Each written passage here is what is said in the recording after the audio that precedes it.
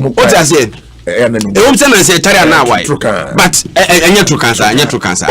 Any true cancer. Wouldn't you say you could conflict with African, I say. So I'm also Obeni second in can you be about the name? Oh, that's a really come off. And why is West Ham, London Derby. West Ham for boy, man. Chelsea. Just say, no, goes galore. Goes through last minute. Now, go for the bottom 3-2. Chelsea didn't go. Uncle, Chelsea lose.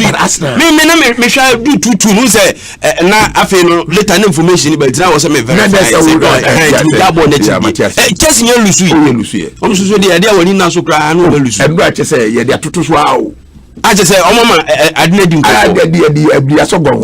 This is a team new come along Arsenal for Omoba. Where sure Omoba. But the big game is so be say Omba relegation. It's Real Madrid 6 matches away from winning the Spanish La Liga. Na Zinedine Zidane obe coach ya waje Champions League back to back me adina Spanish La Liga na we a few in a yaku ye diamano. We say Barcelona drop points, no massa drop points. Yes. It is ultimate Semper FM 4 points. That's it. We okay. Normally why na born and nobody had Tefi nebo. I normally tell woman once against a Tefi. Tefi no. I said Kamani Accra. Madrid. Tefi no. Okay. So they want to talk about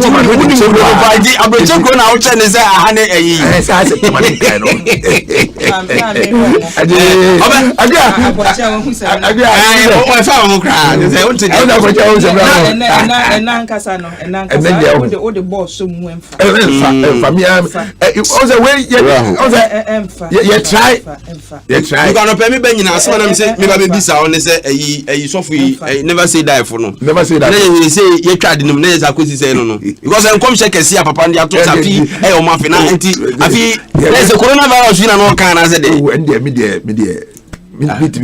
Because you never say that for. So some boys no.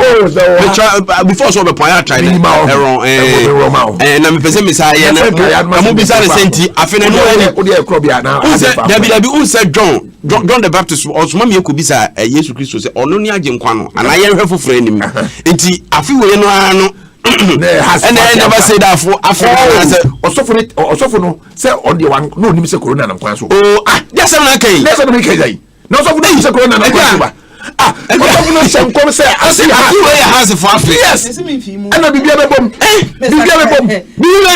na ni kan Nyankopon sa no adwuma no na Osofo no vision say corona be ba nkobeka say say who afi mu nyama de so say corona for da bi who ye say ke bo league ni wi a nke house corona na Osofo do say ni who say ba ni say wa hu he Osofo do opani wa hu corona na say wa hu he de wu mu and so ye hu he ana me kai Osofo do bia hu abi abajo yenkoso ani emo ye ho ban efise se ensam no na yenka na nkampe was a corona we hu o manya yetimu no ano de penifo go hospital e was a corona ihu no mo so e ya doso yeah but who bibi was penifo go hospital wo corona no no yaka e bi da ventilator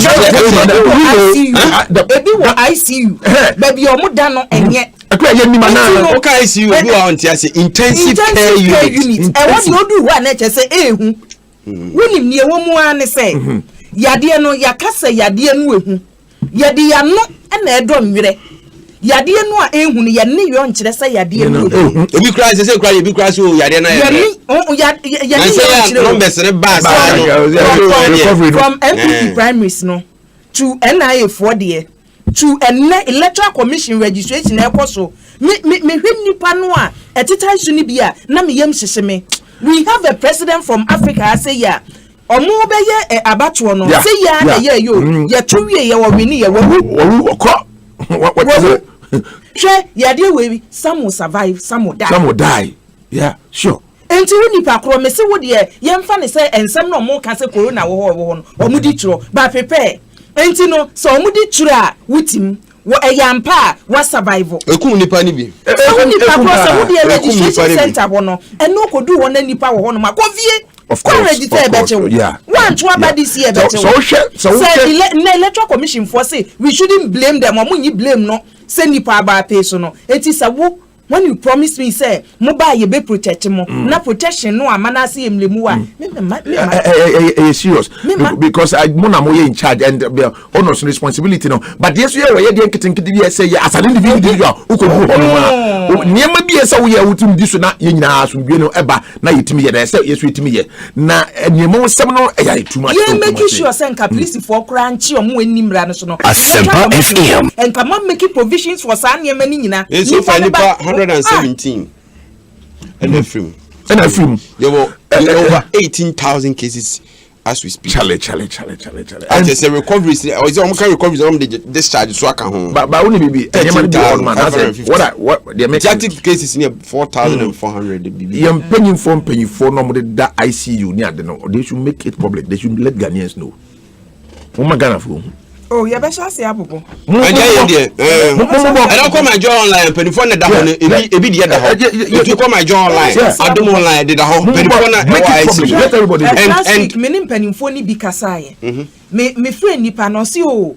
Me huye. But the voice me can say honorable. Voice in chest say hosi oh weye. Now we all know baby ah. Adiana tiegu omuso no baby omudi free buy. Of course. It's not like you need primaries no aye koye primaries no aba no enu ni o emu sem ye bebrebe but any members no kra de ne de o say omo no mo nya nipa akese enti na mpanimfo na aso omo da hospital no ene ye enti nipa kro yesi wuni mo wu ahwena and surprisingly Sergio won not several papers in Nina because at the time of going to press no not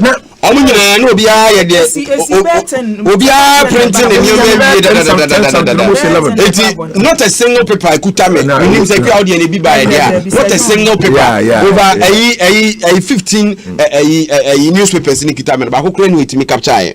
But the fact of the matter is Ghana, one of the giants in our politics, Atiato. Oba if you are crazy ni boso me kra. That be say between me that dey be serious. The man is interesting. The politician na utie na. Me say jade. Ne ho anika. Even kasa and na me say that check ne opponent. Meka NDC for ne commentary on run and when there was a call from Joy to a general say I don't know want me nkasa that used to be ade now over say general kadada say ne best friend Sir John so gina baby a oka me yonko wohu enya common say me ebi mu kra de we NDC we NPP a mo ya tamfo. But imagine say me have a general secretary MPP eba power. There's no government appointee, single government appointee obet ma catch me say or sort of party for HSC. Me yetete o. Enti ekoya to the sense say ne office kran o shede yi one day say Thursdays. For only or the meeting because nothing any obia all problem bia no man ho so asejon. O man who so answer John because do time be a party office kra na obi ana but say office don't so kwa o wa koto. That's right. Easy a sad incident and bra nyame mkwini ma ya mo bode obon krata no so tell na Daily Graphic and pay or say review punishment for not wearing nose mask Ghana Bar Association and say ye hwe sa amara ni yi say mu nche dan na ho papa na uze ye wo presidential pitch dwumadie bia omampani mo hyehyɛ we abrante osisu awani suade hunu bia wo fo sɛ betimi aboa na wakasa wo bia wadwuma na otimi afa afoforo na on mo karikari hwɛ na we ne de toso miensa ya na sɛ nipa ne hwɛ wie na basobo no bapene ye bo dwetira mo ahye wadwuma na se nti for the past 3 years no my third one no enie a kyese enra ye say 26 any panama kumako 26 will be in 100,000 they go check the demands in impo ebinum kra de according to the Obokrata ni ebinum de ebro 100,000 na say wansem ewa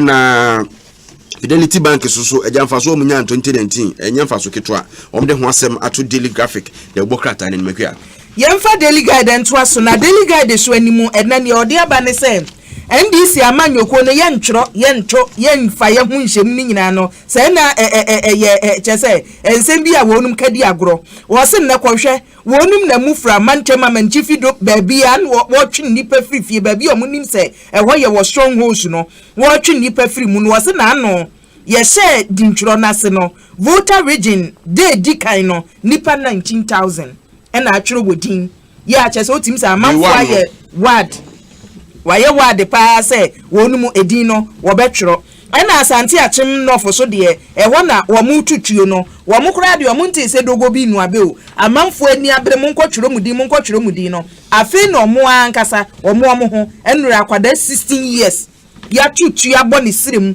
ewo asante achim nof na akonkosa pon se da bi asemu edie won hwe mama nyofo meguni kuro eti meeting woni mpanimfo beye daily statement e bokrata na o se enra omampani akwakọ bie nsu ano ama se meka sei nipa bedi saa ensu a obi ano nso mfaso no ebe se empem wo ha duonum ene enan 154,000 ewo enfifi mantem ene wanyanto wase akyerem se anomansa ana minim se di no man kan yedi a anomansa cluster water system ene no okobi ano a $47.5 million odi wuramu ene won ya eba be di so mfaso no mansini no ebi ni awutu senya west adwumako enyan esam asen south esikuma odobem brakwa gumwa west abura asebu kwa mankese infantiman aguna west na bampiri no ha enti emu nsam no eno mampiri na abato komisa nso se edin trend yekoso no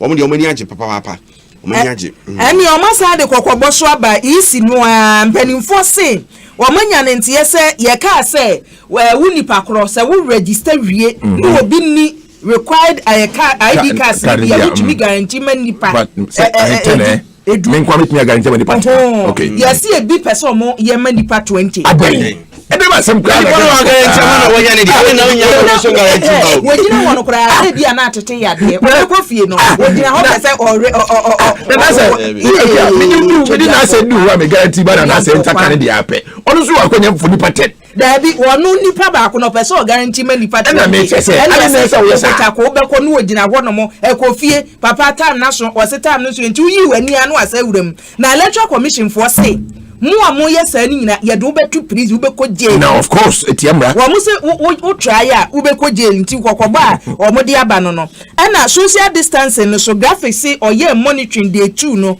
wo say social distancing ne de amanfo abundichi obi e so ye de tubola mu chese ade so a slow down process na ma adwuma ne nkoso ntem yes guarantor system no guarantor no we kohwa ma we kohwa ma we adwen frontline workers for sue musumu de ene de wo mu onie Ministry of Finance wo mayi sika 80 million Ghana cedis special allowance momede say almost in terms so yehu date no mo daily despite Democrat no 79 MPs missed 2017 parliament because of internal party primaries say no and also the we hu hwe yen go primaries also the pass road there democracy in free grassroots na top enti ehun nsem ene Richard and Dr. Richard and Infoni wa ha na yira yiti mensa papa no sa papa fo mienu nyina am de yaw ne areho pa ena ifri abedwefie o tan say e kwa fa so yi o mo primary na Kofi Aban appointed member of Kotoko board Kofi Aban Regord anopa mo tirenka but me said him that but Matis was a fantastic man. Kofi Aban sembi okeka no. Kofi Aban Matis was a fantastic man. Sembi Mr. Brobe Leicester Ghana Onosusu Asante be nipa no nguru so Kotoko board this Kotoko board there anonse ma follow Kotoko any on board near from PV the late PV of Memo time eba kwabra kese mu achamponche despite we na be frame mu despite Ghana I am see kwabra kese mu any now bantama hene yes Ghana's ambassador to South Africa na Georgia isi what but this board is board na say nipa na wom na say oniska nkombio na say ye pescaya santi you whatever akadi aka obo brawa santi o say obebo asanti me hwe names no na me hwe nipa me yan maka obia profile mu na ma na am say ye de bibi na yi bibi Anyway, eti Kofi Aban me tu chemano I just were very fantastic Oma Santiwo so aba waba ne yaba so ni aba all right eti is so be na overcrowding issues no wa address me nim ko be fa so be address because e ka no bi ehia bi ene nipa no ba so ntimi ka say Kofi unless say bia omo ankasa check no mu hu say mosho bia in a day you better register nipa 200 enti nipa no mo ba no do 200 amo amaka no Kofi ye mo ntete o mo ntem no mo ntran sentwen ye ntwe mo di anka simple wahu nana enye baby o mo twiro din ni na sa overcrowding ne course no omu nu gu abontin baby se ukọ baby a isifo ato o mo sante ne dia baby onum kro mo twa kanko na wukọ akogine ma mo di so ma ye no no mtete e wo polrechifo no okay e ba jana se mo mi fa sida asa the person then heritage anymore say payment to determine our vote ora hefo na kasa o na send yes say this anete omo musika aloko no fear delegates omo say ekwa baba so betu musika na betu say aba no betu akwa na betu akwa because am for any break okay agria na say only 200 Ghana ne bom no bi o I don't cannot me dey peku ko how far because Ghana bom say na man shaka obi an fa hu na no peku ko so me sure na Maria me yare na wo fa kra na say jai ko na ye offer yo yebo offer pa me na sam so kuma say nye easy o ya fancy do the yan kokoko no no twenchen na yan kasa wa kire o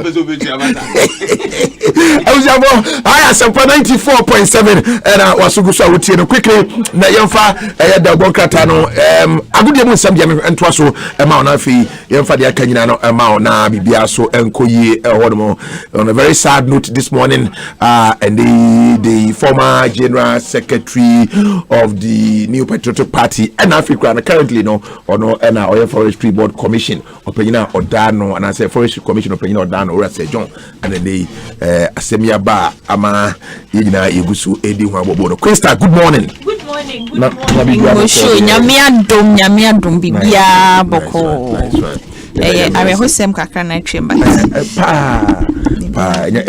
easy bia find no two ways right and you Mosho and sports papers number bam say sports papers need you say pages nana yeah managing is as sports papers need that so I cancel league ni bia be ye kakra check kakra enti my daily guide sports page no and share see na oba daily guide or see GBA Mons Cobra Corte Ghanaian boxer your friend Cobra Corte yes Odaya one sorry and so yare hosem United States of America abonten so na ono na ye or your first Ghanaian na owini WBO world title in 1994 owini title ni magana bra obo abrante Rafael Deval fi Puerto Rico na ono na nare hosem aba abetuja na yesi ora kote oja ere ene emma miensa US Mountains and no na the spokesperson of the Ghana Boxing Association ora Sami Haywood Okan Sami Haywood Okan wa confirm ediama daily guide for na daily guide hayan so o say kotoko ash gold for Africa na no ba ora Henry Asante Chum na nimfoni edaha na o che say kotoko ni ash gold na be represent Ghana the CAF Champions League and the Confederations Cup no ebeba sinyame adoma next season no omo no be represent Ghana sa competitions we no esan Ghana Premier League ntimi afanko ni nyambo ni nyina wi na covid nti ye wo se ye twase na ya cancellation ya cancel nyame adoma next season no kotoko ene ash go last season no one represent Ghana na next season so omo one be san so I represent and was our competitions him na yaba the Ghanaian Times sports page na or say Fernandes leads Manchester United's demolition of Brighton. Manchester United friend almost share Brighton 3-0 na Ora Fernandes Bruno Fernandes eno no so ye bo na baso wa ha no enti Manchester United for my extend your unbeaten run to 15 games and as on movie to 5th the English Premier League table ne so and Brighton so at the 15th place with 6 points or more above relegation zone actually enye asempa at the Brighton for no. City has points to prove against Liverpool. Manchester City for manager Pep Guardiola and no dear babe to just although say Liverpool for or major title no matter team crab but still na on the GD say Liverpool Manchester City for or more points or more be or so much against game momine Liverpool for eba abebo we the Etihad no. Now, Man City Akachi and say Bayern completes £55 million Sunny deal until Leroy Sané Asem and Naye came finally one of the transfers such as Draga finally Leroy Sané were completed £55 million or Kwakosi Akandiyama Bayern Munich. Now Obeji £350,000 a week. £350,000 a week. That's right. And Bayern Munich.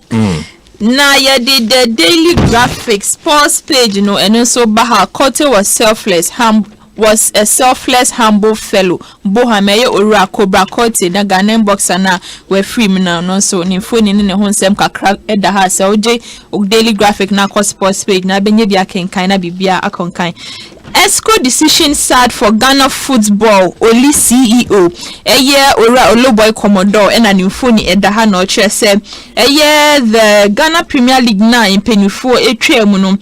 Sad moment. Hosem de ma Ghana football.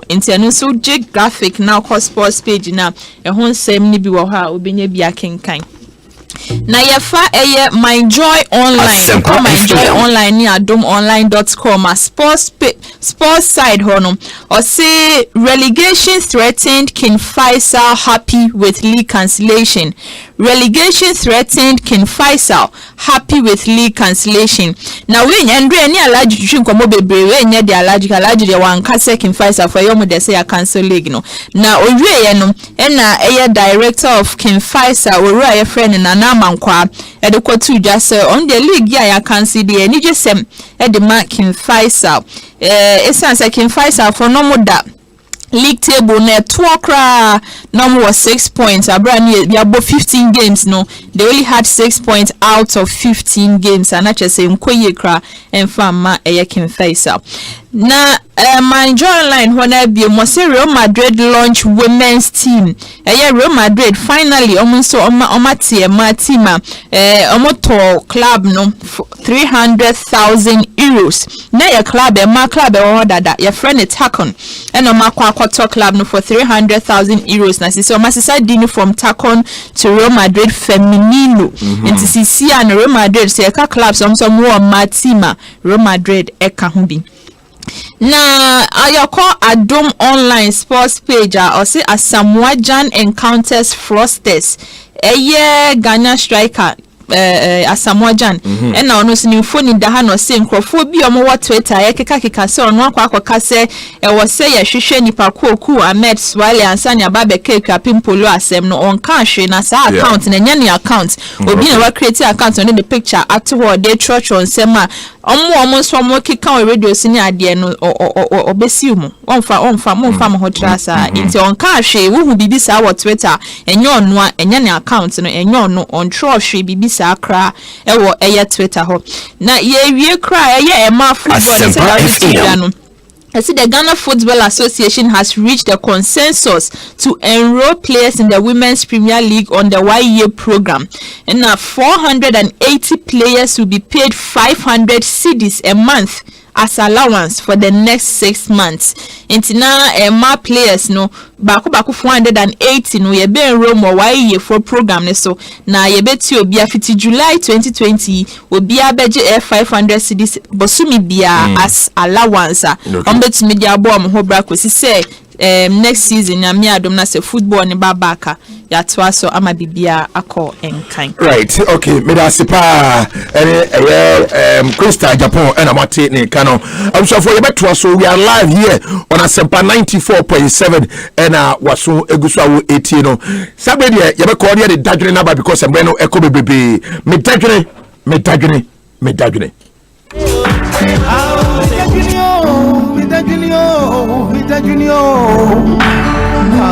dadwene inti me denda.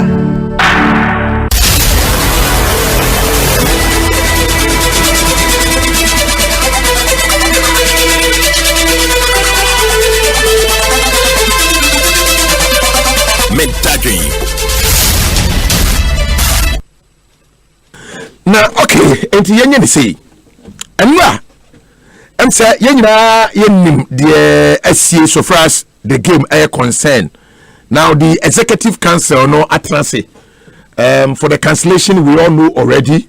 Clubs no yaje a lot of reactions every clubs no ehonomo ama yetie obia bebre ena obia so ne na dwenchira ode air so far as cancellation air concern. Na tell me into me can say no I told the day as to how our clubs no ebe copy all this while football no actually obi anim die baba back league ya cancel this year the 2019-2020 league season ya cancel the FA president and then the executive council members omuntimi nkyere da league no yebeka se yensan and start biom obi antimi nkyere because yareno and ye numbers on said the echo as we speak now. But and no me one am say no. When we say time of football echo you show number 12 every year na football echo off for 18 months. In fact, football go off for 1.5 years.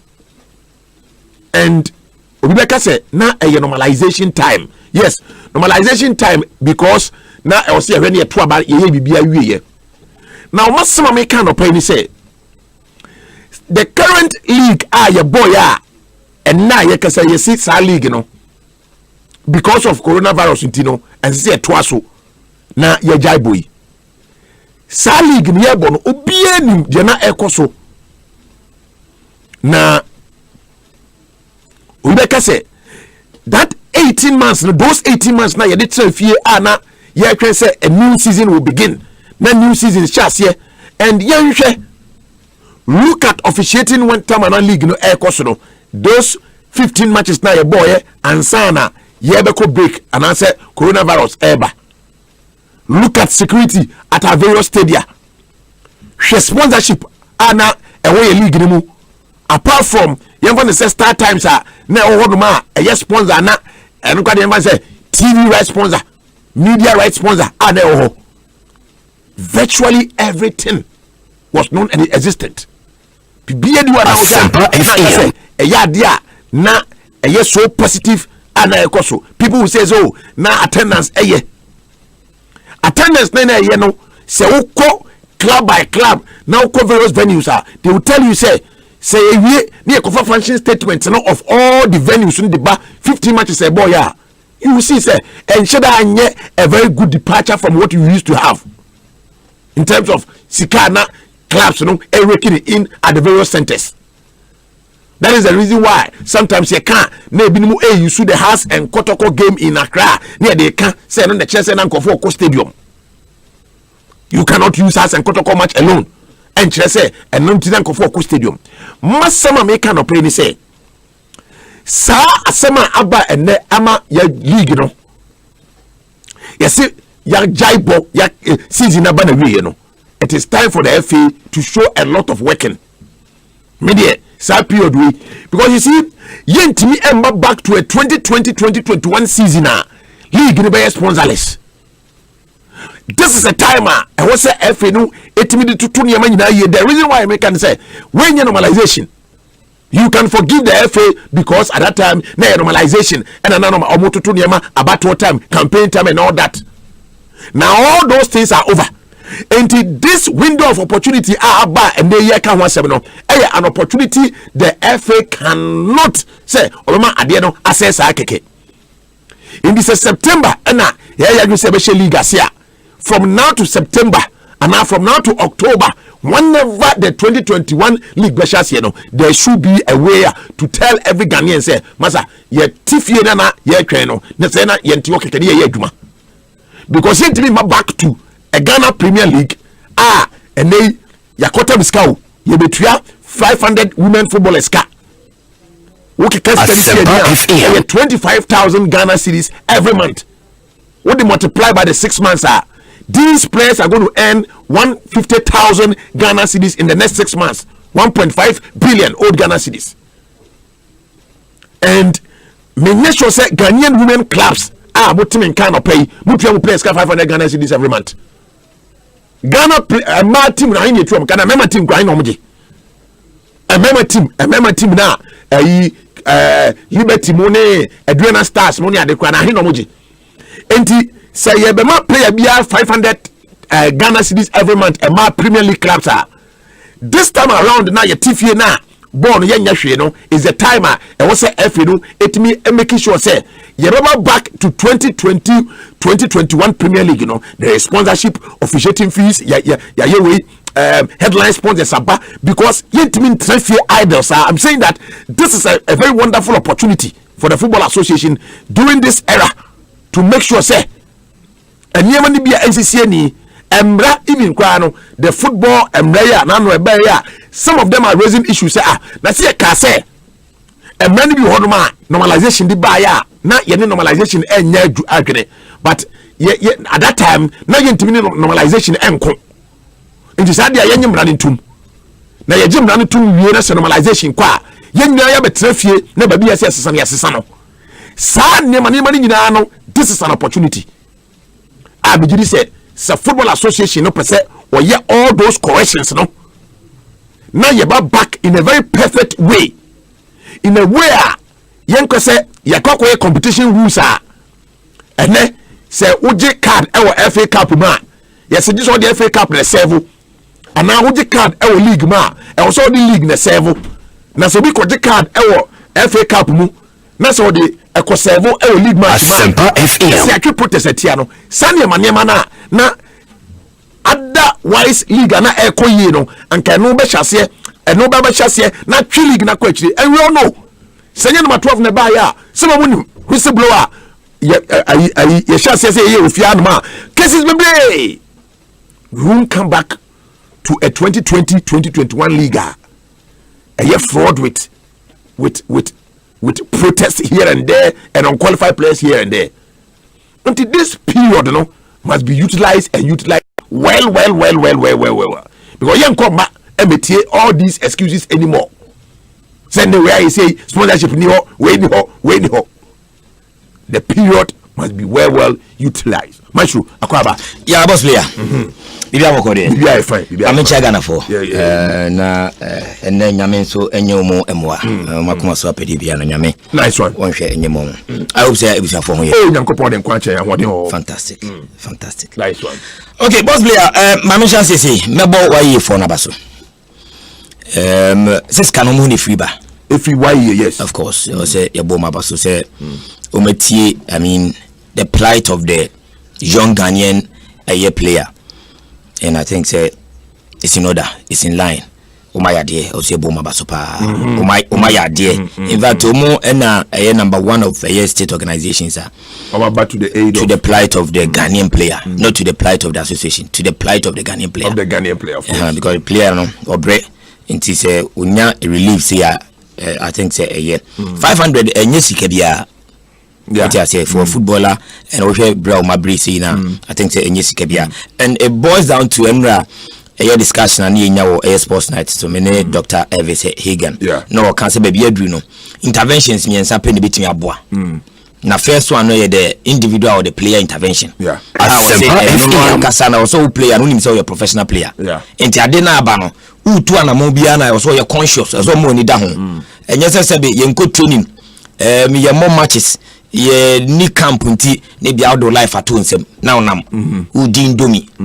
what you say we give man echi onum jot tramo ni ade na onum enti sa intervention so sika my cry wo na so catch you say you are a professional player, of course, and so who how person who lead you life what you say and number 1 and number 2 ni the club's intervention and you who say clubs be na no e bom holding e bi so e mia omani ase umbetua batema enti no mde sa pay cut system no ba ubeti so ya ti o market ya so but say who to player like car and say so man so wa also mo ni di nachi because player no hu okwa hu ma affect you negatively because enne see ya ti say Kumasi Asante Koroko player say sebe nyame fa sa ma and say how to folk player nyame fa sa ma say e community obi akowia obi bibia na so afọ obi bibi ni a che ni sesi ya na abeda graphic mu a team na ni megu ase, of course. What you say? And the club na player no any work contract and that's only player no contract no.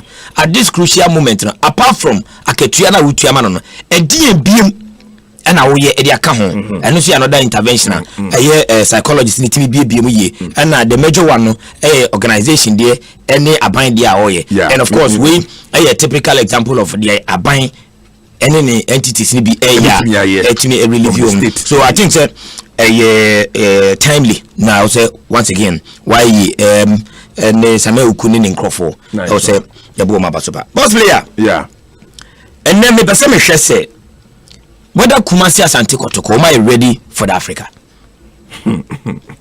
because still I know among for bisa why Kotoko why as good what you say and I don't have answers to that because for the last 2-3 seasons no your league ni say ana ya monwie completely ni a deserving champion ana what you say and you say ana we are discussing this morning we say enra we say Alhaji akasa bebre of course and he said somewhere say omboko go go money man say we should allow them to go and disgrace themselves again. I was reading something and baby and one of the Kotoko NCC for circles for pay for back say it will be a disaster for Kotoko to go to Africa this season. And go for China much. But what does the history say? About some saying in recent times, Africa na Kotoko in recent times, you know. What are the results at the show? And yet, Entina make us say, what should team Kotoko? And then we get the setup system now. I think say I was say we will take a cue from a year last season and I said last year Africa coin and to me you did results papa bia some of us a question womo say kwa womo kono enkusi aga say untombo oh ye oska ye ododo ye beko all the time any sika wo na do beko Africa even though me downplay the contribution of money to Africa a key but any sika no kwa of course I say what na wo ye wontutu ye yon tutiene kama ansa na beka se kwa wako enne ya yesi ya kwa Africa. This is the time enne a ban on Kotoko say ma Kotoko to player for 1 year. This is the time aba this is the same time Kotoko adia tum say oko Africa and this particular decision I don't know say this new board of directors no ena adia tum so munko Africa then it means that gradually womu ye do mu sakosi jatanum say FN the oil announcement you say mumu na eseboko as to whether you go or not and they are going they are going what did be what did be ana and we be din come on they na make it fan say Kotoko is now getting ready to go to the market and purchase not more than 4 players more than 4 but someone shares my top entina make catch you say a greater the service to Kotoko and to whoever would Kotoko at this crucial moment Kotoko Africa with this type of players on top play amfra. What are you saying? Because arguably this particular season here tafi any the previous season boy with the first season we Kotoko the best player yes maybe the best player because a medium player why just since the play because on the Kotoko best player maybe no Kotoko player on Kotoko player why Kotoko player there be and told them Africa so what to man better than player there to me the banner but also so bet me no bet me oh the song you did that there be Moses Parker Osikami Skera player no fanama so bet not to nefis can you know what they are na Kotoko there be opim sortment top player 1 year na just opportunity to say yen top player answer ya Africa but they did and they did no already stand for Africa oh to be say When you player, but the current one they are yet to register. They are yet to because boy in the contract I expire. July I expire. When you play game, and to one that I want to mean for Africa. Moses Kasa. Now we need this Moses Kasa on tongue. What is it? Na kotoko na just obeto. Oh yes. Kotoko na just obeto. Of course. Because kotoko materials so kaso de beko Africa. Then the biggest failure of our time about this particular board and this particular team. Because board we o ma be yi me say o kaso one of the biggest border kotoko nyane. Metiasie. Oh sika board the sika wumpa. Board the sika wumpa. One of them. But when you skim pa, Kotoko board we sika wom and na sabe open so e train mu nyame fi Africa. Into a mom the greatest test of time. So what buy just your first year no, what about be Africa? Simple FA. Into our say board we e put two hands together. Na kwan bia so mbeka go trophy no e dia ba no. Omo fan ko embre open so. But I'm saying that bringing the trophy no and you might come no e bi the purchase of players. In fact, quality players for Africa. For Kotoko. And this is Kotoko best player in the season. And ya Kotoko player. When ya Kotoko player, not a one that's 17 to 1 year. Then Africa, no need to mukoko hearing. My message be fit takwa. Obviously, Justice Blade here a don that's $200,000 dollars. $200,000 pay. Na Kotoko beto. Somebody buy. Kotoko beto. Of course. Kotoko won't talk. One year, I secret back in so. When media for coaching, someone would make be a summer baby. Someone learning say, eh, no, because someone be our pages is bliss. Okay. Even though play a medium player, but someone would do what we do you pa. Any the type of team I was say this season. Players are what team is say players are my midfield player. Kwasi those who create me challenging. Of course. What you say? The midfielders no when we are packed and kwada women bomb. What you say? And you say your friends just is a back medium obeba be burden on Samuel Bodu. Because one team emergency is playing challenging. And the team I was say no so seven previous the type of game medium ebony no and yet justice the NB. Because justice the I one man train Kotoko. Because midfield only one man to close the hole. To close the see the hole. But medium the compact team midfielders. Anyone 9 nkwada ni nyina ni ball no ball. And no nyɛ sɛ both play jina hot na me koyɛ adwuma mfa ma wo. Yɛ nyina yɛ adwuma. Yɛ nyina we go together, we come together. Yɛde ya pa unie nie kofinie yɛnkɔ. Enti sɛ wo yɛ team anasa wo yɛ coach na wo hyehyɛ team a no matter the Ronaldinho you have. So baby abɛgyana manakɔ. Enti na wo sisa sa mo boy a ɔbɛka kyerɛ sɛ ebia Justice Blake Kotoko fan mpa free mpa opɛ. Free mpa opɛ. But Moses the Onyeska. No, but I'm saying that Kotoko one night the best player. Meboa na. Meboa. Why be Obeyi manager for Justice Blake. Obeyi no. He's the man. Obeyi manager for Justice Blake. But see when you Kotoko player July so ni braso. Enti Kotoko Africa na okona taboa dare so. Kwan be so no be fa so akọ. Afi no musa kọ pin so. No makotwe na nanu awo fom. Se na we dey esrew. Wo kan sa no ne enko Africa. Ya nyintum ene mu si enko Africa ne enko di kuru amenti. Sanda na no. Menhia nka asem fa na no nsanfa. Won fa na no nfa. Oh we dey obet me. What you say? Enti na me ka che me say enu ma di ho also mutena se. Enu nti na board we me ye du mo ya kaka because in fact wo time nkoi I was saying more time it here but I'm saying that since Africa abamu no enu na e number 1 the greatest I am mandate do makoma so say board we ko Africa ko di trophy ba hwehwe ahwo ho meja of course say dey be say adetu so what you say enti I say omutimi put up management in term na meetings in term no who the way to Africa because it must start now Africa no I say sisi enye sa ko Africans apan eba nsapan with kotokotimia say kotokotima mimi hu pa say si odie Africa mko ahwe group stage club San Pedro be jan kwam because San Pedro no $800 million no for the year the budget for Africa look at the quality out one obeti ma kwa Ivory Coast no akoto the quality o be ko Nigeria what the $200,000 beto 300 beto now we are koto $100,000 kwa they can profit and we are sure say this board of directors are from new one obi obi any $50,000 in 2025. Na evidence has already $50,000 at all. Don't come board of directors. I take strong exception to this. No, maybe I don't know more. Kofi I don't know more. Leicester Ghana. Mr. Martin, Leicester Ghana Limited. You got only $50,000 in I didn't obey. What is a workers? What's all about? Why any business? Of flower and calling. Obaba just abaye. That a tabri with Jumasika bra. Never back count never. Kwamche no the executive board chair one and channel. One the anti Jude commercial bank. I am on time. $50,000 on time. As in bank. Board way. I am challenging the board. So one person to koyi never on the face of the princess Mimi who say some pen for when munam Eddie Ageneba. But so tabri ni bottom sika $50,000 100 mla. Yavanya kotoko there be that.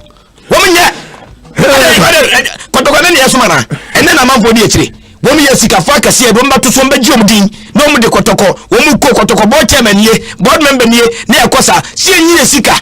$100,000 may see this board. Nobody will cost $100,000 apart from maybe Dr. Kwamche. I disagree. $100,000. I am challenging them to see Africa. You know the type of materials are ready and willing. So better the Amakotoko because Kabayan Munyam, Media Meperano, San Komuba, yes, body, devote $500,000 almost 10 players or 5 players and the Amakotoko for Africa. No Makodi Kruaba and Munyam Saba. Then you see about 2 D board chairman.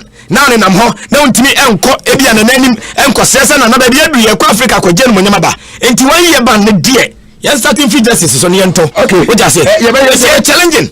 No, I don't have a problem. Challenging. But I'm saying that this board what have you seen? I mean, we boss player. That then also who am me who. Yeah, me who na make a board chairman for kase went to be $50,000. $50,000. It's a $50,000. It's a now TV that chicken change. Who TV that now no Dr. Kwamche was 8.7 what you check. Could we be 50,000 100,000 you check to go. Nanka. Sir, first player wow, chicken change. I'm telling you. Wow. I me say Justice Blade $200,000. Oh, the rebel watch be doing. On the was I am Moses Amapaka Casa, Mumfan Comra. Omunyantia. Moses with the femme. Money from femme because team is maybe a meeting as she Omufama Kotoko, Momo, and better place in Count on Franco. Yeah, there were many members see a match to Emmanuel Conti for the can tour. Mr. Wada, young anymore. I train about to board members will be sending a message. Saying, some bet you $200,000. Board member by sending a message. Maestro. Or no one arguing.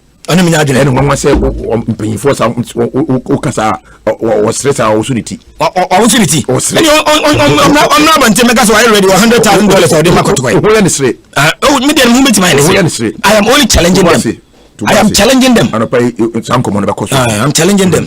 Okay, I'm going to call 23 minutes after. Now, my main, okay, let me just open the phone lines briefly. Now, for young course, 03022 16545 and 03022 we are live here on Asempa 94.7 and Wasugusu Auti, and this is the ultimate sports show. We are live on Facebook. At the messages number, I'll say, are they going to Africa with Richard Arthur, William Opoku Mensah, Nabi Keita or Kwame Puku? And now I say they are going to buy another striker. We we Emmanuel Tago Sterling and Ode we so about El Hadmon messages no more and so at the Eba El Hasi. Everybody did say hello. All right, 03022165545. You're ready. What's your penny? Emmanuel Aka, good morning, boss. What's it? What are you saying? Which Premier League team in Ghana can now represent Africa apart from Kotoko? You mean be any team in Ghana to represent Africa? Maybe no Ghana team is ready to contest, but Kotoko is ahead. Asna great. We Obo Ima and Obo Ima message out. The Abani said Antubam also message about LSA and Yade Eba Ana Yahesi City also and Samuel. I was sure you understand that Kotoko has put in a request for a Blay, and I can assure you that we will purchase Blay and Latif and Abela. And also Edenede about Wilfred Kwame Asari Maestro always living in negativity. But what did he say? Yeah, monsieur, me free Siakwa. Okay, Buafo, you too. Send them can Mukran Mukana Kotokono, Timo, to say Ayako and Kabiano, waiting up what, and the company from the Seda Mokano. There's a blame the Yano, as so much no Modenico. Pa, obeku abua ntina ma no pa ensu ma futu kaka. Okay, what the audio ban that's also do the about 0302216545 and 0302216546 but what did he say? Musho. Yeah, too come ha. Me pacho me dey a big Bernard Abuania. Me dey here me air conditioning special. Unu say very good chakapama coach. Odio den coach dan come me no mo about mana.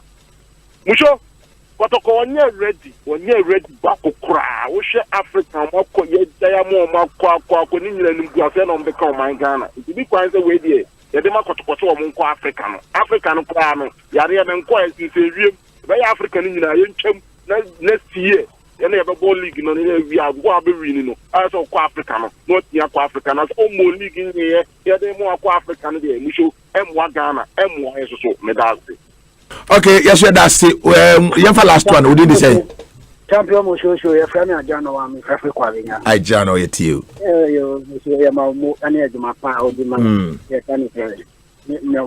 Asempa FM. Mamicha GFA president, Nimbona Basso, any executive council say you bet you Black Queens and a women clubs league. You say you mom 500 a month 6 months there. Me bomb Basso papa pate. Said you when I should say Omubeye and Pansu Omoye Intino, Omufa money so shame na bedia, Omubetambua, Naga football, Ebeko animono, no money afe Kotoko Kakra midi say, Sebi, Kotoko, we can do better because now there is a border, you want me who so money that from anti justice blay, Yabeko Africa, and Kodo, can you imagine say, Yan Ko Sebi Africa, Yen Nebi, ya apart from Liga, Ebebo, a dear activity in the war, and Africa also, Obika tells the Sebi, a quiet bolos, and I say we lost her. And you know, we generate money, especially for Ghana, executive football nation. Echo so we yesterday. Yanko na proper baby Ghana. Okay, yes, that's it. If I say Hello. If I say Hello. Epacho Coach Abraham in Kansani. Na mom do na frame ya Pirugu Chakapama. Minua Bernard Amonia Kasha or Sam Smikasa. Moso say Kasa team say Ghana has no team be anywhere wire ready.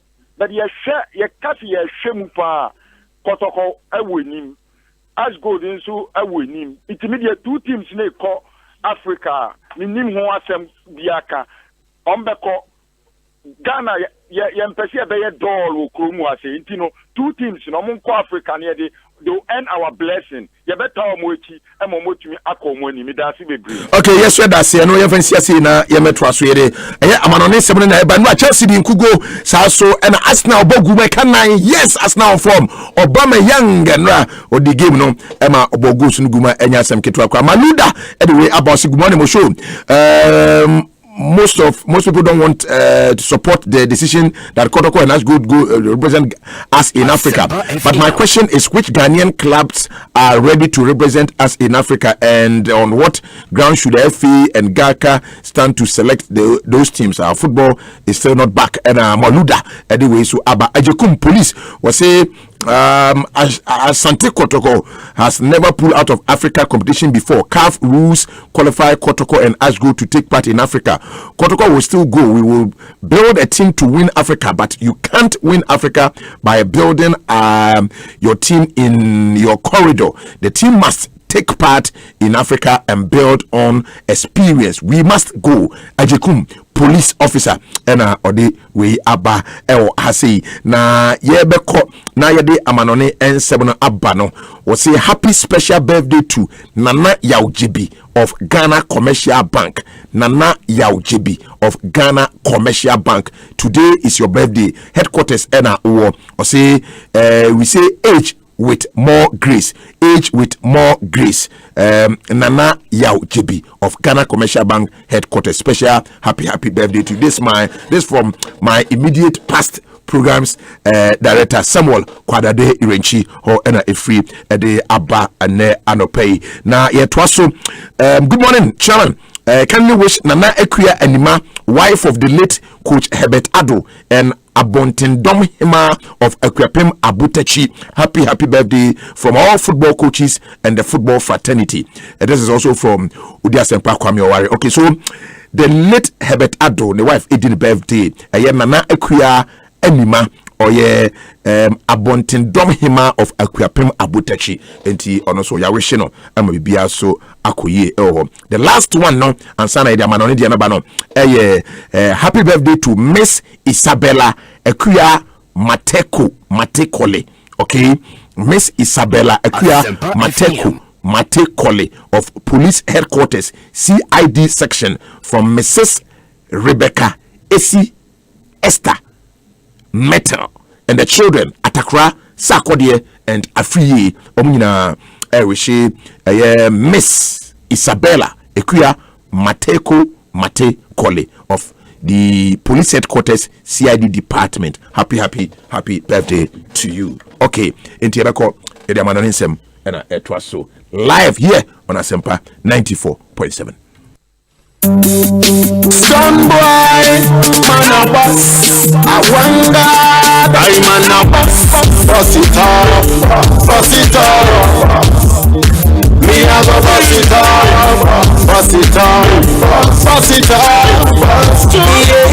We never run. Because we know we got the real big boss. Never rush, we never crush. Because you know we are the real big boss. We conquer the storm, break every numb. Boss bring the energy, you can't feel numb. But you know we are the big boss. Boss it up. Me have a boss it up. I am the Big Nation President, the Big Boss. Grab a bottle of Big Boss Energy Drink and boss it up. This advertisement has been vetted and approved by the FDA. Another quality product from Bell Aqua. Excessive drinking can be detrimental to health. Not recommended to persons under the age of 18 years, lactating mothers, pregnant women, and persons sensitive to caffeine.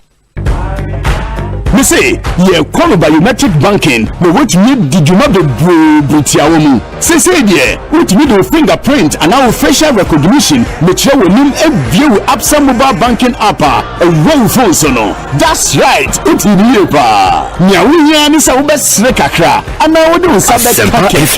Make your bills for airtime, your transaction in your kika will be free. Mawin Sanka banking shares from Kwa, yashada yese ebemo huto. So now blow away Jumedium. Download the Absa mobile banking app and no ni Africanacity and no ni Absa.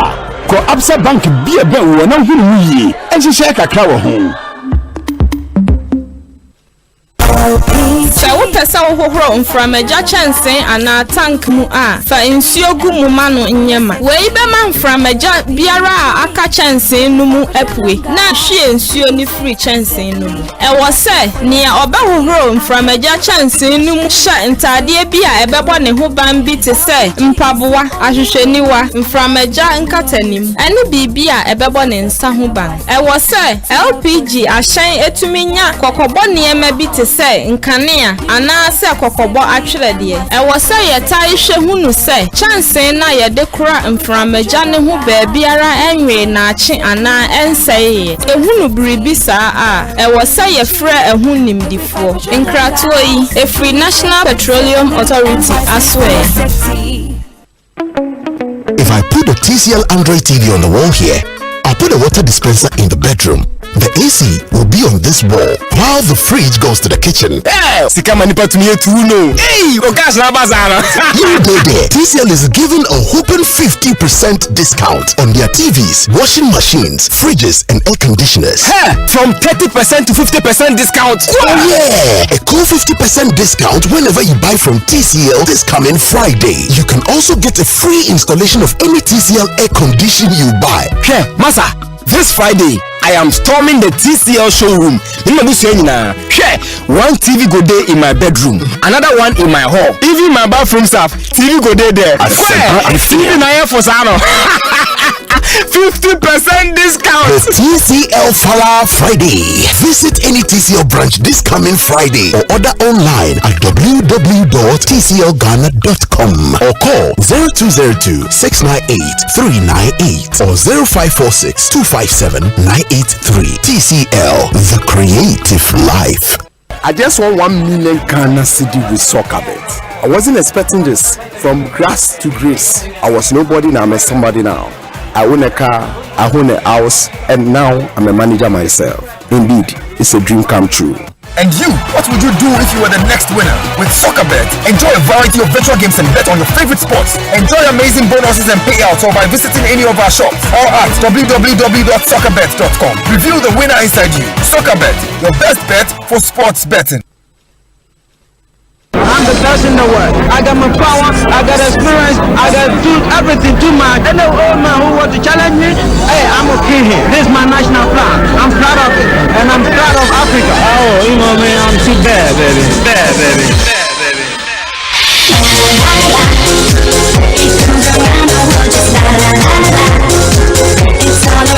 Alright, so live on Asampa 94.7 and I'm ready to call my fan chair, but yeah, say the Tibiano, I will say it to me the all the I'm an honest 70 nano at the Ebro Chelsea losing, Arsenal winning, and then Madrid against Hatafe. All the I'm an honest sema. I also tell the pregnant now. Could be maestro.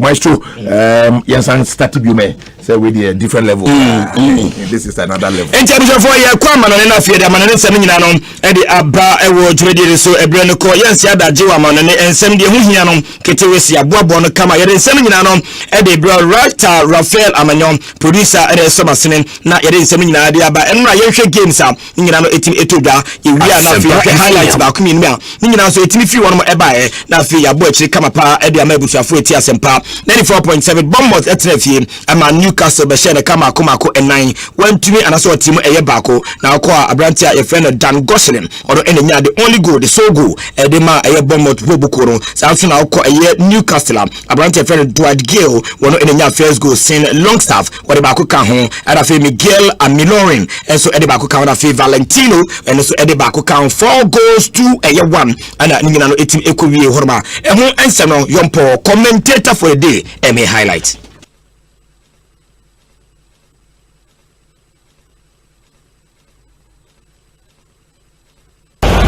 Oh, no mistake here, it's a Aubameyang, and Arsenal lead. The error by Tim Krul, a nightmare moment for him, and Aubameyang now. Shaka's there, it's 2-0. Arsenal take charge. Too close. Really trouble the goalkeeper. Here's Aubameyang with a chance. 3-0. 2 for him. They've both been absolute gifts. And Pierre-Emerick Aubameyang. Cedric, a left fly here. It's a debut goal. What a way for the Portuguese. We and a Korea and a Arsenal and in Norwich there on and it me the highlight and the by game we and Arsenal Shenna and Norwich 20 minutes Mada Braka Aubameyang gunya 2 goals ma Arsenal Zaka Edibako Kauna branch friend Cedric and so Edibako Kauna Arsenal Bobo Kona Enra and it some the team to Everton 2 Leicester 1 and also it me echo win Rema a branch friend Richardson one in Bakuma Everton afi Ferguson so Edibako Kaho Samsung na Urem Ewa Leicester a branch friend Kelichi and it me the longo edema Leicester Bobukoro and also etime ewie horma West Ham Bobukoro etinafie edin kunim etwifa Bobukoro Chelsea na no na Frank Lampard tiana no papa was it team na ye straight wins no was it Chelsea Bobukoro benya na West Ham tewodi was say mo de mu huru ekoso horma mo ba region and the board share so abrantia Fred Thomas Sok ono enya first goal edema West Ham William ono osheba kono de penalty back account 2 goals nyina no abrantia William nyaye Samson Abrante Antonio and afi Yamelenko edi bako eka ho ema West Ham game ni wie no na West Ham Chelsea ahye ne kama komako eye miensa wo muso eti mu miro eya rewo sempa me ba emotion mente se wo ka ho asem game no ewie 3-2 West Ham 3 Chelsea 2 eno na wie Chelsea 2 West Ham 3 Chelsea 2 West Ham 3 eno ne ko wie e won tam no e ba na game no e course wie no the commentator of the day highlight kaka bosu ositi.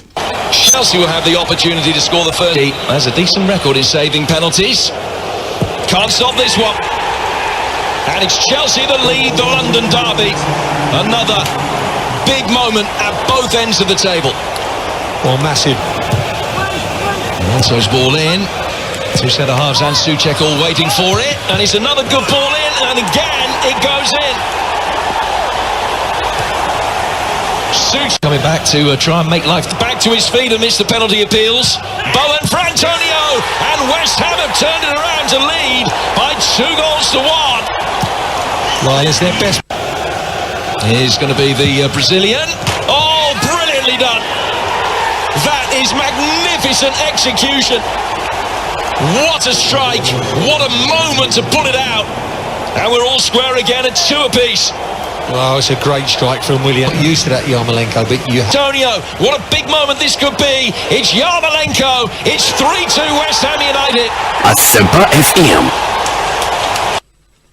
Nyina ekowie no na manfo de message asase ba o say West Ham as a West Ham achi ya Chelsea wa ya nyedoa nyina no etime ekowie but ententem me table no say the city the first 5 pepe na me boso dia mabushafo ti Asempa 94.7 Liverpool still one of the champions awaso nyina dada kruwa no sifie na nkoda no play games aka no ho den a enya Asem kuma 31 games 86 points and ho we dey agudi team hormo sanso na Man City bobu kon 31 games 63 points Leicester City 32 games 55 points of Chelsea at the 4th position 32 games 54 points and also Timenya in the 5th position almighty Manchester United 32 games 52 points in that order sanetie ewo England ehun sem kakaro yede eba enna uko Spain La Liga no say any city Deportivo etrefie o Shebi Granada be shedi no Valencia Shebi Athletic Bilbao Shebi no Real Betis 0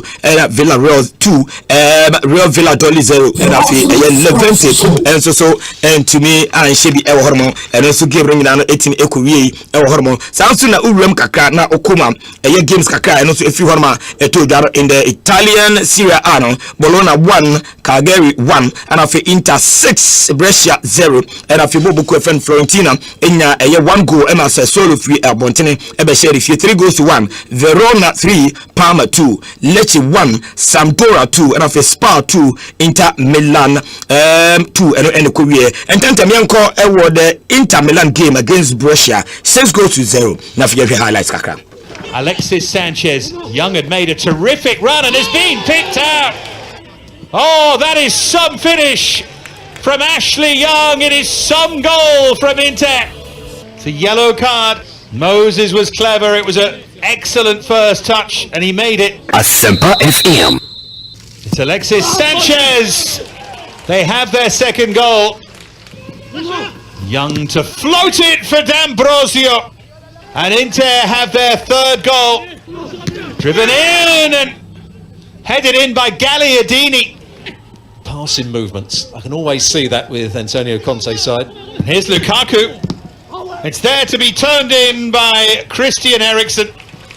Not the fancy goal he would have dreamt of, but a goal nonetheless in Serie A for Christian Eriksen. Now a Gume for Eriksen. And back for Candreva. It's Inter at their best again. Terrific fluency about that and having already hit the crossbar and been a little unfortunate. And it finishes at San Siro. Inter 6, Brescia 0. And she said, "You was San Siro, no, Inter ete Brescia kama kunsia, and was this a good nichema when to me and Simada Braka, Yanko Spain now for hit table, saying it Real Madrid with regional con 32 games and about Kuta and Mass 71 and 71 points, and our did that's from Barcelona. Hey, Ebene say Quinquins at 10 Samayo, one in the Barcelona, Omo El Chiromopa. Queen Satien. Aquaro cha bet no. Bet Barcelona bet ni di no. Was it coaching? Some man for can say obejimi. Sebe say Queen Satien say why o. Enti enioma e den dia man Barcelona ene the head coach ene emanteni na 33 game 70 points no kuta Sanson Atletico Madrid ono so e wo hono o Damien Sana third position kuta 59 points 33 game and also Etinya Bo Sevilla on the fourth position 33 games kuta 57 points and of Villarreal Equita 54 points 33 games fifth position and also Sana and Shemi no Esitia ye ko Italy kakra bi table no say na tie hwe wo so de ye pa Juventus ono regional konkon 29 games 72 points and okuta Lazio etosumi no 29 games okuta 68 points and one of Inter emu agent dia man 29 games 64 points third position and other Atlanta o she goes to papa na so hanum there or trefa no fourth position 28 games 57 points and also ekuta hormon and afebo buku a friend Roma and so Eddie Hormon fifth position and Roma so ekuta 48 points with 28 games and 10 almost so etimi abo horma ni nyina etimi ababa games ni bi horma enne na ni nyina ebetimi abana wiye enti ebeje brana fi etimi ahwe enne games ani nyina etimi aba ye ko England na ya shase Sheffield United 3 5 p.m. on Tottenham Hotspur na ebe prim so a big game by all standards also na 7:15 p.m. no Manchester City at 3 ne Liverpool you never walk alone and so the bebokuru wan wajewie so obebe ne to dia ma Man City no ayebo achibidi enne Pep Guardiola na ni abrepa wase enne Chelsea ekwen bias no wono mbetia yam sankomo no ebetimi atofom 7:15 and asa game no ebetimi atoga ehorma Aiba was Spain etini fie ne Osasuna dia pem so Sansuna Real Sociedad enne Espanyol and so the boy Real Madrid and Getafe a big game by all standard sa game ni na betimi aba so ende entiana wa hwere so na odi amame Sansuna Remo Italy kakra in the Serie A no e dia 5:30 p.m. no e dia Atlanta etrefi on Napoli and the epem so and afi AS Roma Udinese and also 7:45 and asa game no etimi atoga ni nyina aye matches ahodo a etimi atoga ende ewo eye amana nkofo cross and the sanse ni nyina no e de na edusafo ti asempa 94.7 yamna issues ni na fi yanso na mse ebre no ko ketewese na fi yaso so Liverpool ni de shase Jurgen Klopp your manager na no ne ne eniji sempa we say since 1990 their friend EPL trophy no ayade ane ho aye de akwatwe abo mo te say ade adwonso aba obokoko and na no timi emma ho me so just about 7 games to go no ayade obitimi LFT trophy a aye eniji sempa ene ofa ba bia Liverpool ono na nenam ehuja so a amanfo na ebo mo sakane ebo mo so metimi ayade atimi adi trophy no over 30 years ni and sema aye bepa na no na manager Matt Liverpool bobo kono Jurgen Klopp odin sema toda was fans nyina nkoma koma tuom yam amanfo chese next season no ebia na nkosa was ono next season no enya dia o attack eye title no and as enya dia o defend na mum o attack or attack title no pa amanfo so o say Liverpool defend o so me defend o so dey me defend me attack title no Jurgen Klopp sema odi mayeni. We will not defend the title or whatever next year. We will attack the next one. That will be difficult enough, but we will have the same situation in other teams. City will be strong next season. United will be strong next season. Chelsea will be strong next season. They all will be strong next season. Only the three of them, it's obvious. City is just an outstanding team. United is in outstanding shape, and Chelsea is in a really good shape. It's doing some interesting business, so that's clear. And Tottenham will not sleep, Arsenal will not sleep, they all come, Leicester will be there, and all that stuff. So there are a lot of teams. I've learned when you think you reach the pinnacle, you are already on the way down. So, and we don't feel that, honestly. It's not, I can say 100%, I don't feel finally satisfied. So it's just another step. It's a big one, unbelievable big, but not the only thing I want to talk to the boys when I meet them in 20 years' time.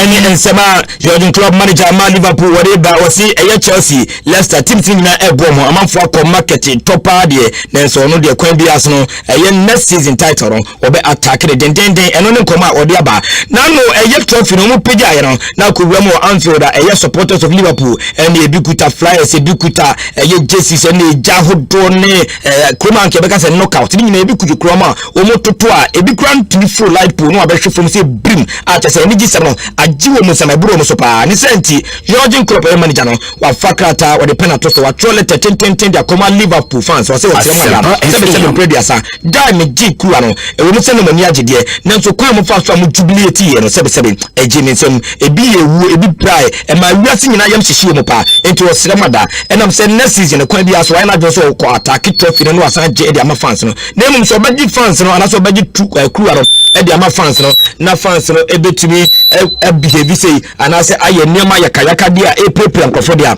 ojiri pass e shedan kuye enti o sre fans no kuwa na de e din a obeji dia ma Liverpool na mum fans no and mum calm down. It's a difficult time for all of us, and I can really understand it that the emotions were all over the place. I get that. It's not only about 30 years or whatever. Most of the supporters did what we should have done all. Stayed at home, maybe in their back garden, front garden, in front of the door, whatever, and had there a nice whatever they could do together with their families and neighbors maybe. But the pictures we saw from the city center were obviously not what we wanted to see, and that's I say that the first time in my life because usually I love these pictures, but this is not a time for it, and that's what we have to make sure that will not happen again, and I hope that people listen honestly.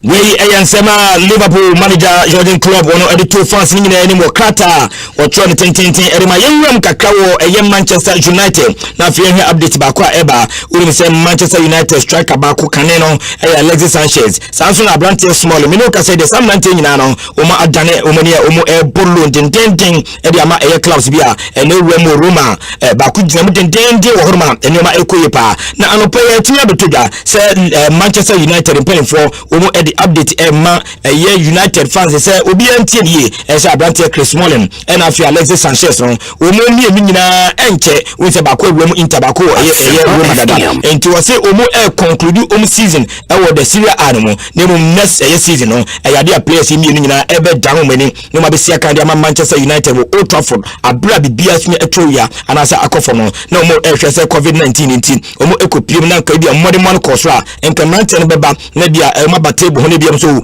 yenye business ye beto we ana say beto we na so the plans for these boys are ekwan bia next season no obetimi aboa Manchester United bobu ko no 2020-2021 season no the same manager Ole Gunnar Solskjaer was United is getting better next season, and in fact this season kwano etumi ayefe enti samranti de ekwan bia so no ombeda mani no ma be piem e United getting better Ole Gunnar Solskjaer.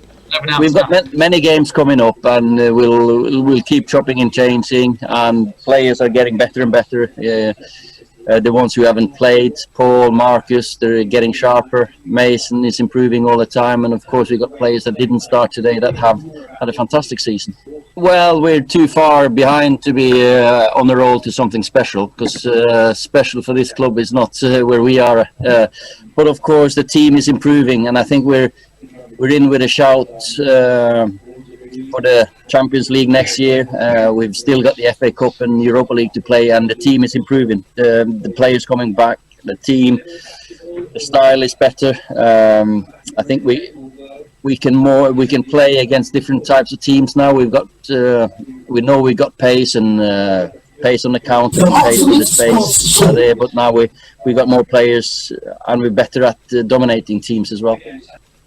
We ayansema manager Manchester United nina wadija na boss player asema imo de pa we kan bobu kurom de abendie pa wo ma trokata de amade EFL no so mu team na kwa ho hiem pa bankruptcy wo mu ni capred account mu entene wo so mo kwa administration na anu yi na the Ghana Football Association awanso kwa kase sebe sikani ho na yidi ana mu kwa administration na we kan de na ye hu to the point say baby mo da league log no so no enche dan ko e na call league log no so a order 14 position na we trokata the call in penfonium ese unisika de bo ho bra in fact won't me run association no entie bia wo hwe bi so bi ba weto a penfonium chance and 12 points near trewa enya sem kuma ni banankasa no anase team nankasa order 14 position now wo kwa administration now say betin 12 points dia and once na dey pa na enchiche mum chance say order relegation zone dada ya be mo ko relegation ni ato 12 points in the next season baby am ko gidem ese akan no enti ayehu dia ma aye Wigan na wo mo kan say no mo chance Paul Stanley no was so a very certain say Wigan Athletic no ekwan bia so mbenya obi a oba beto the championship club no na fi omatimi apedwo ho e dey free administration yentie sama Paul Stanley okay for administration Wigan ekomu. There's been a change of ownership recently, and from what we can see, the change of ownership just decided they didn't want to fund anymore. So what happens next? What happens next is the nitty-gritty of the football season. We need to get the season over, we need to finish the games, and at the same time we need to try and find a buyer for the club. And how difficult is that? You'll have a number of staff here furloughed due to the pandemic anyway, but huge question marks for the fans and those people who rely on this football club for their livelihood. Yeah, I think day to day, the people who are furloughed are the back office staff and the match day people. Obviously, matches aren't taking place in front of crowds at the moment. What comfort can you give to those people who rely on this football club? The comfort we can give is that we're fairly certain that we can find a buyer. We're fairly certain that we can finish the season, and it's a well-established club. I don't think there'll be any problems with that. And we know that 12-point deduction will be imposed at some point, so they are back looking at a very difficult future in the short term, but also long term if you can't find that buyer, because we're in the middle of a pandemic and the financial world has been turned upside down. It has been turned upside down, but our experience and other cases, non-football related, is that there's still buyers out there for businesses. There are people who are willing to take a long-term view. The pandemic's a one-off. It will have gone in a few months or in a year, and long-term, medium-term, the world will return back to normal.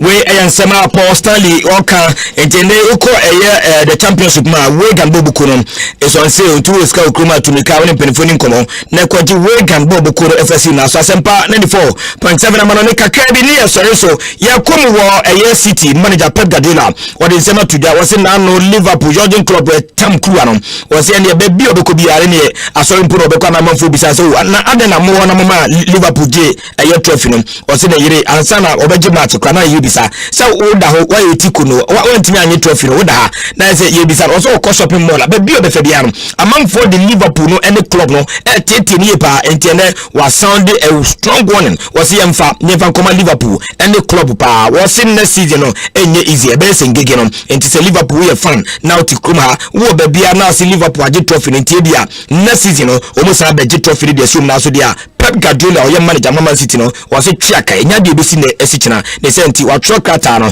was Man City bobo kona sha boase eneya omde eko into next season no and I'm saying next season kian kuwa no ombetimi age ma memma we mfi se enne ebo itia no eyade Man City ne Liverpool e de bepem so hormon na Pep Guardiola kan was war for next season no and then na santo kwani na e sha se enti so person who die Man City by next season ene me pato pe ni hwe enne the big game we tia no when Liverpool the bepem so was say be example for next season eba City pa next season emu eba de na so this season there was say na Blanche Bakrefe Leroy Sané no enya dia obetima tena City bobu kurumo and am say enene tena ya no oputu finishing touches Abrante ne man Bayern Munich wia eventually no oko sign na waji sika 55 million e dia ma City bobu kurumo enene nkoma Pep Guardiola obo Mikel Arteta e coach ma Arsenal o say Arsenal o very hopeful pa na o agree a new deal e di ama Abrante Pierre-Emerick Aubameyang na Abrante no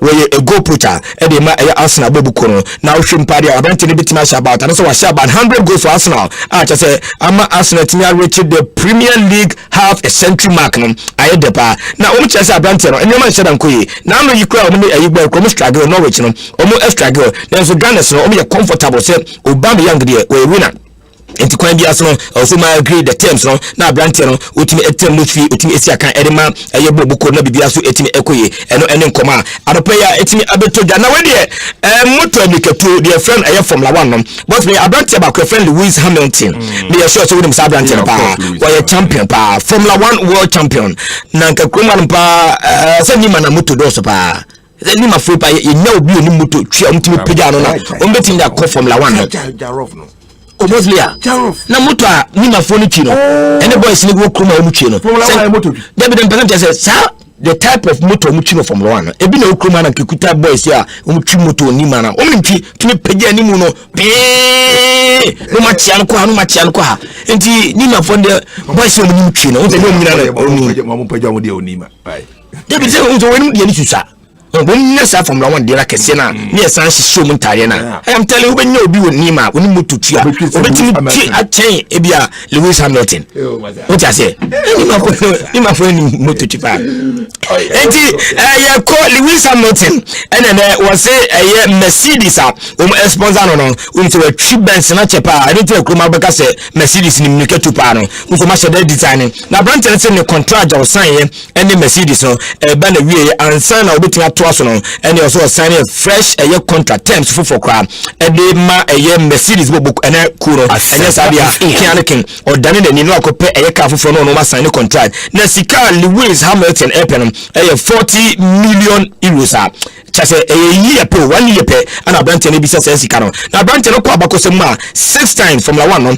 wa jersey na so nyina Mercedes na wotua no an wotua of car keten no de ko a chase enema ekoyepa na the last the previous contract no office ka be na sika fie bi antimi anso ani enti wo hwe enema wogege enimonyam wogege ma Mercedes na ebrason ehye Mercedes en tenase na oje a new deal for a year na bibia so etimi ekoye efama no ene sema wode ba de tu se bo kwaro Man City manager Pep Guardiola what try na 10 say o Jadon Sancho de also returning na bibia yi uza Branton no Borussia Dortmund say kwa bia so mjano na nko obade na City hu say as Man United namu clubs bi namu tianhwa na ayodin e de ama Man City bobuko no say ne sabe ka Branton Sancho ene sema Pep Guardiola wakakaka enti no. It's not already done. There are still some real issues, but it looks like it's going to go to Munich for these years together. New chapter in a fantastic club like Bayern Munich. Everyone had his own life. He decided to move on, so absolutely not. So I would have loved to stay here, but he decided to move on because he believed he will be better and happier, so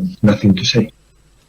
We and Sema Yejina so near the Amaran Commonina, Edia Pim Hanma Seda Pipian Kuma Kesepa, and Coma de L. Centro Capesta Creativo Rafael Ananyo Mono ene Sobasne edi semina edi ba repair de sumo Amaran Council e wasempa 94.7 e so for the pim hanmo e bepem e be san to aso.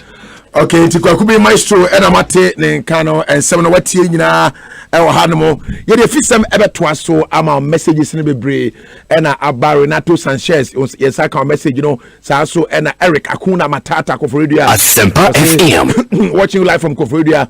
Michael Okansi you also watching us live from the United Kingdom and a Zero Del Buahinaldo Mosho. I told you Chelsea and Leicester will lose yesterday's game. Manchester United will soon enter the top 4. I am watching you live from Pattaya, Thailand. And all the way if you by Richard Travis from Pomosho. When you miss when will this Chelsea team when would they be serious watching you live from Spintex and also Ede Nidia Abba El Hasi na or say Mamisha Ibano Tago Sterling also conceding 3 goals in their first game with the logo 3 up front, giving up a chance to go third in the table as well. London Blue Bridge Farmers and also Ede Nidia Abameki Opolo was it Chelsea papa Nidia Audi Abba Renato Sanchez Odianaba Fidel Nunufio was it Manchester United would finish third at the end of the season. And Kwame Mauto, good morning, Mosho. I want to commend Maestro for the amazing work. People listen to him and feel he is Kotoko. I am an Olympic fan, but anytime I listen to him, I feel his immense love and concern for both Kotoko and Ghana football. Continue to do the good work, big bro. And I also edit the message about our Hadmo Sasso and Richard Kofi. Or say I'm watching you live from Awudome Estate. Richard Kofi Jamfi message on also Anopay Wamanalande Ewaha Eni I mean Stephen Deku was good morning Mosho. This is Stephen Deku from Kwashibu, the president of the Against Supporters Union of Ghana United Caucus is the humble lion. We are so glad that Chelsea lost. Thank you very much, Stephen Deku. Chelsea lost and Wanyaje. Daniel Kujo was say hi, Papa Maestro, watching you live Asempa FM Presby area. We United we talk but we do it, aka allo ena ono so ede ne de aba messages no more ena eguso eba me ensan kawo de anoma ya sempa 94.7. This is the ultimate sports show. Abo no ngotwe apawo sima mienu pepepe na ye de fisen beto aso ma quickly na emo no Emirates International Limited anopa ma me mabaso esanse omada roma ene de ama no nsem no eba ya utimi etie bie omo de quality and affordable bathroom accessories and a free amanone aba Italy to be precise na okohwe niema a omudi aba e wo showroom a enya sem ketwa omo showroom no e wo Kantanka automobile e wa chimota odi oduru hodoma obisa Emirates a omo e wo nchen hodoma na wura ho kohwe niema a omudi aba ti se bathroom accessories America ho asem no open shower boot different sizes your pure glass and your stainless steel your corner and straight bath of ideal standard and I say open cabinet sink bowls are made in Italy on sabi to me akabi your water taps and I say your telephone showers na no be some say telephone showers na den shower no ya setting ma bebre ho radio ni nyama nyama bebre ho a telephone ni ade nyina kama pa enya asem ketwa your basin taps sink taps bidet taps your WCs of beautiful models and your Ariston water heaters into water heaters and our ni nyina no e bi ewo Emirates International Limited.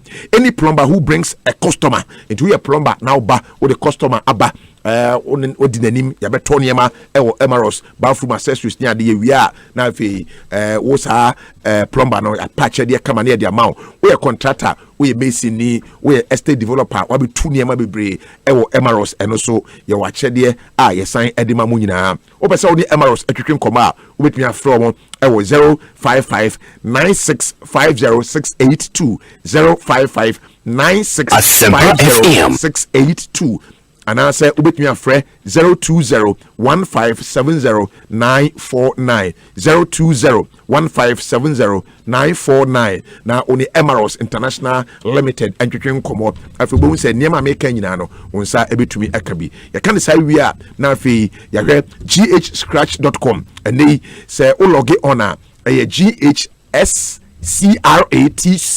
now the .com no aka ho ubie wo mo site wo ma bon se card ne ye de bebrebe na agu wo mo na ubie a bon se sika bi ekito bia from 50 pesos echo auto card na wa scratch o scratch ya sika ho bia ye odia and also you say trade go mobile money wallet mu a and no eba straight into your instant payment na ya ye e the amount log on to ghscratch.com now and get rich today enti na just say eno so ehun asem eno no na ye kan no na when we say betway e the 4 to score no aba na o choose 4 matches said ne atefe ebebo Manchester City and Liverpool so ebo matches akese a ekoso ene nyina no obomodin na okọ betway 4 to score no choose matches nya de obedi kan share first goal no akase obema young be share plus 2-3 other matches na nyina ebo me ba cho 25,000 Ghana cedis and a betway e dey atoso amount ya ma na ye kama betway 4 to score say for the love of the game agro ne ho edonti sa so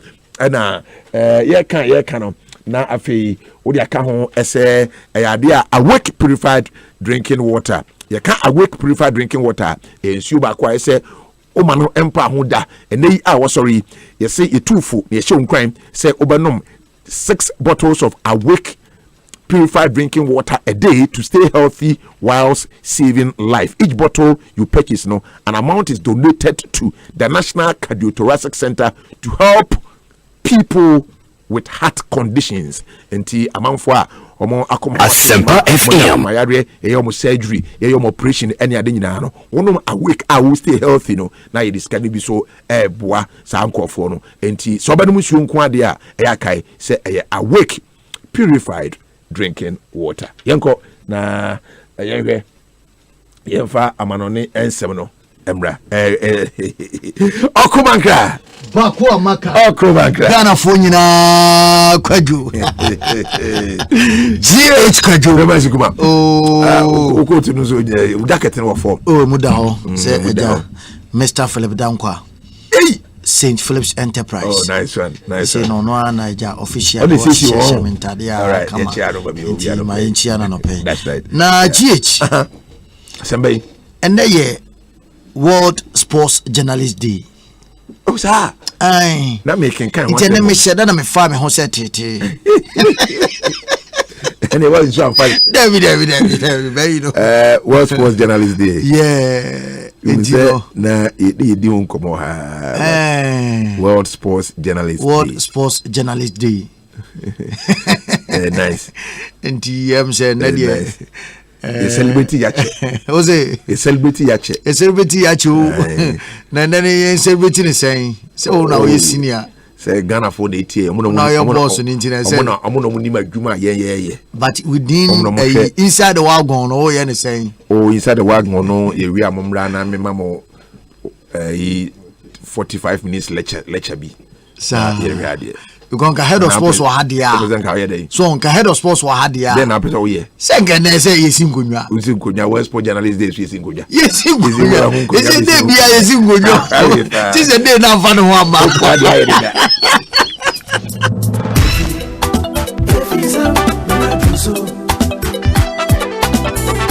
Asempa FM.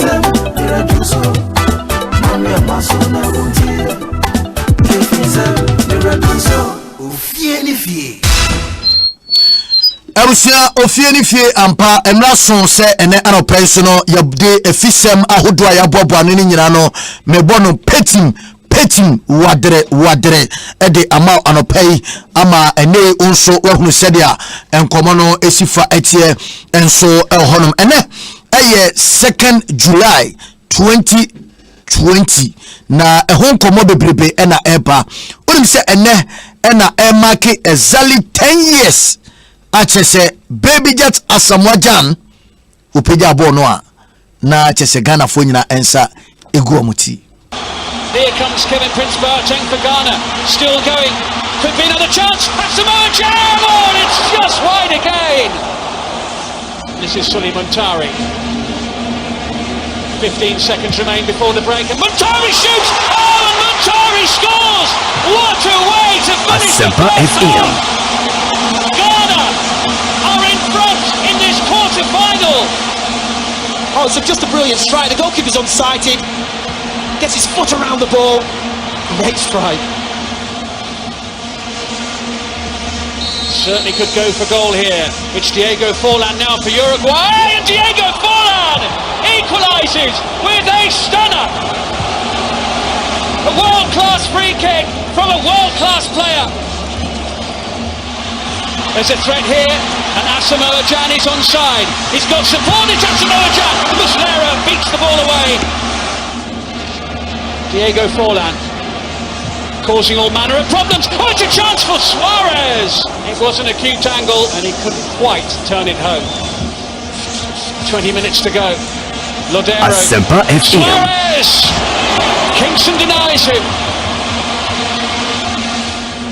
Gyan. We can't quite turn away from the defender. That's Hadavalo coming back to help out. Nearly giving it back to Asamoah Gyan, who's full of determination. It's Asamoah Gyan for Ghana.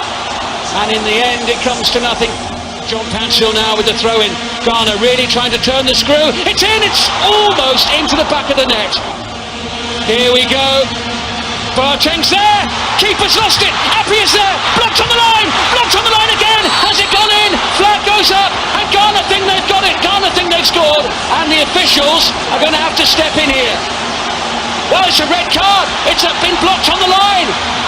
It didn't cross the line, but it's a clear handball. It's Suarez on the line. The striker, look at that as he beats it away. Volleyball style. What a moment for Asamoah Gyan. What pressure on those shoulders. Asamoah Gyan for Ghana. Oh, and he's missed. Oh, I cannot believe it. And it was the last kick of the game. Entinese ene eye emfinsia du pepe afincheba ena chese utum sampa enya de da phone kra we join live on Facebook at Asempa 94.7 FM Kwestakeo the videos ni emfoni audio ni nyina so eguo ama wo so akohusa awrehosema etime etodwane no ena eye Marcel Desailly opani eno amede nkomo akra eto ho ema onene dia wode etuja efa dientia Africa anase ebibire mu nyina kra no World Cup no ne je aye den adiamaye no Marcel Desailly akasa akra dia fa ho 88 years, technically more or less, that none of the African countries has been able to reach the semi-final. Ghana almost did it, Cameroon almost did it, Nigeria, I don't know if they were not too far from it, but it's not enough, it's not enough. Why? No, probably when the team has 5, 6, 7 top players, leaders, then collectively it's possible to go far in the competition. But if you have only one very talented player, it's not enough at this level of the game, because it takes a lot of psychological, you spend a lot of energy, physical and psychologically, in the first round. Your only player who is the top player, or the 2 top players that you have in your team, is not enough. You need to have in every single position a player who is the first choice in European football. If you have 3, 4 who play at the highest level and all the rest are playing in lower leagues, the level and the commitment is not enough to be able to cope with the stress, with the physical battle, with repetition. It's not enough. Nessa way and sama urani din ede masadi sayi ena wode etuja wamana soa wasanso akasaye elifa AFCON 2019 dientia Ghana krano yentimi anje no pani echema wati echire no ohunuma baku mienu miensa bia se moving forward yetimi niye padia AFCON betimi akono yebeko akojiaba. I knew that individually we were not strong enough to be able to make the difference and to perform. I was just hoping that collectively we were going to be enough clever to play all together at the same time at our best level to be able to maybe make a surprise. But just a surprise, it could not been something obvious from beginning, first group stage, going up, slowly, and Ghana is like, a big truck who is, crashing everything. So I was having doubts. I was not also fully convinced about the tactical setup that was put in place. Don't want to go into the details. He could have done better. Try and protect less of the players that you have, the talented players, kill some of the egos to be able to have a group of players, less talented, but ready for the battle and ready for the performance. So this is what I've identified that Ghana was going to have some difficulties. We and some odenke Marcel Desailly and out say one sanse we etuja one yenya Sheikh Tofik Semu ena edin komo ewo football made in Ghana ena chesene yensa echimi akabia no pay yede eno so komo no yede eja no yanku anim ewo ensamfufo mu dia na yeko akopie mo ewo Ghana Football Association Executive Council no tum sampa na no da meeting na omo eye no e de sembebrebe ena no so no egusua ebupo eba na me no eka say de empenfo e de abetuja se nyame ya duma next week Thursday ena no so no o metimi ahwe na o decide ewo ye football no so sebe ya ehun komo nyina so no ebetimi aba eho kama na me no eka say de ya de se ukom na hwe se de tedia na se orani din e de Henry Asante Chum wono ena kasa e de ma efe no wo communications director e de ma Ghana Football Association ena wo cheche mu e de afa season a ye ba abesiase no wo mu chema penfo eba na o ma hwe ama congress bi so no etimi akoso sebe a ye be se next season no say ene normal ebesifa akono him say emrem no ye ntimi start a new season without congress. And in our last but one letter that was sent to the clubs, communicate our president assigning the common clubs now. Yeah, catch on say Congress has delayed. They were moved by the ESCO to convene Congress immediately somewhere in February, March. Quincy and COVID.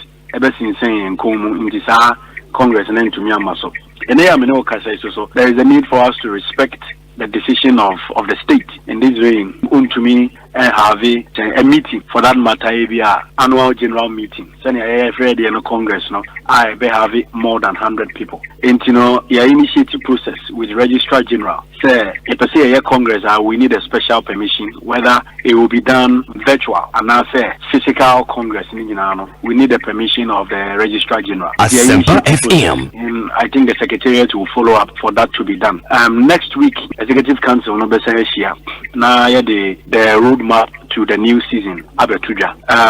Your season, is supposed to start in August and in May. Unfortunately, due to some artificial factors, anka season is anka COVID. Anka July be 29th July and anka 2019-2020 season everybody we and obi ni be COVID free e ba ya e be sin ko mu a ene ya tena be si ne ya me no kasa yinim da e be free yes, that was also discussed. Some even proposed to say, and many we are young clubs to say new season, even though we don't know when officially is going to start in Guyana starting registration. But it is also said no, we should give ourselves some time. Once the executive council can meet again to deliberate on that issue, just about a week. Next week, the new season will be discussed. What will lead to the new season will be discussed. When we can go for Congress will also be discussed. All these things will be the main agenda on the table.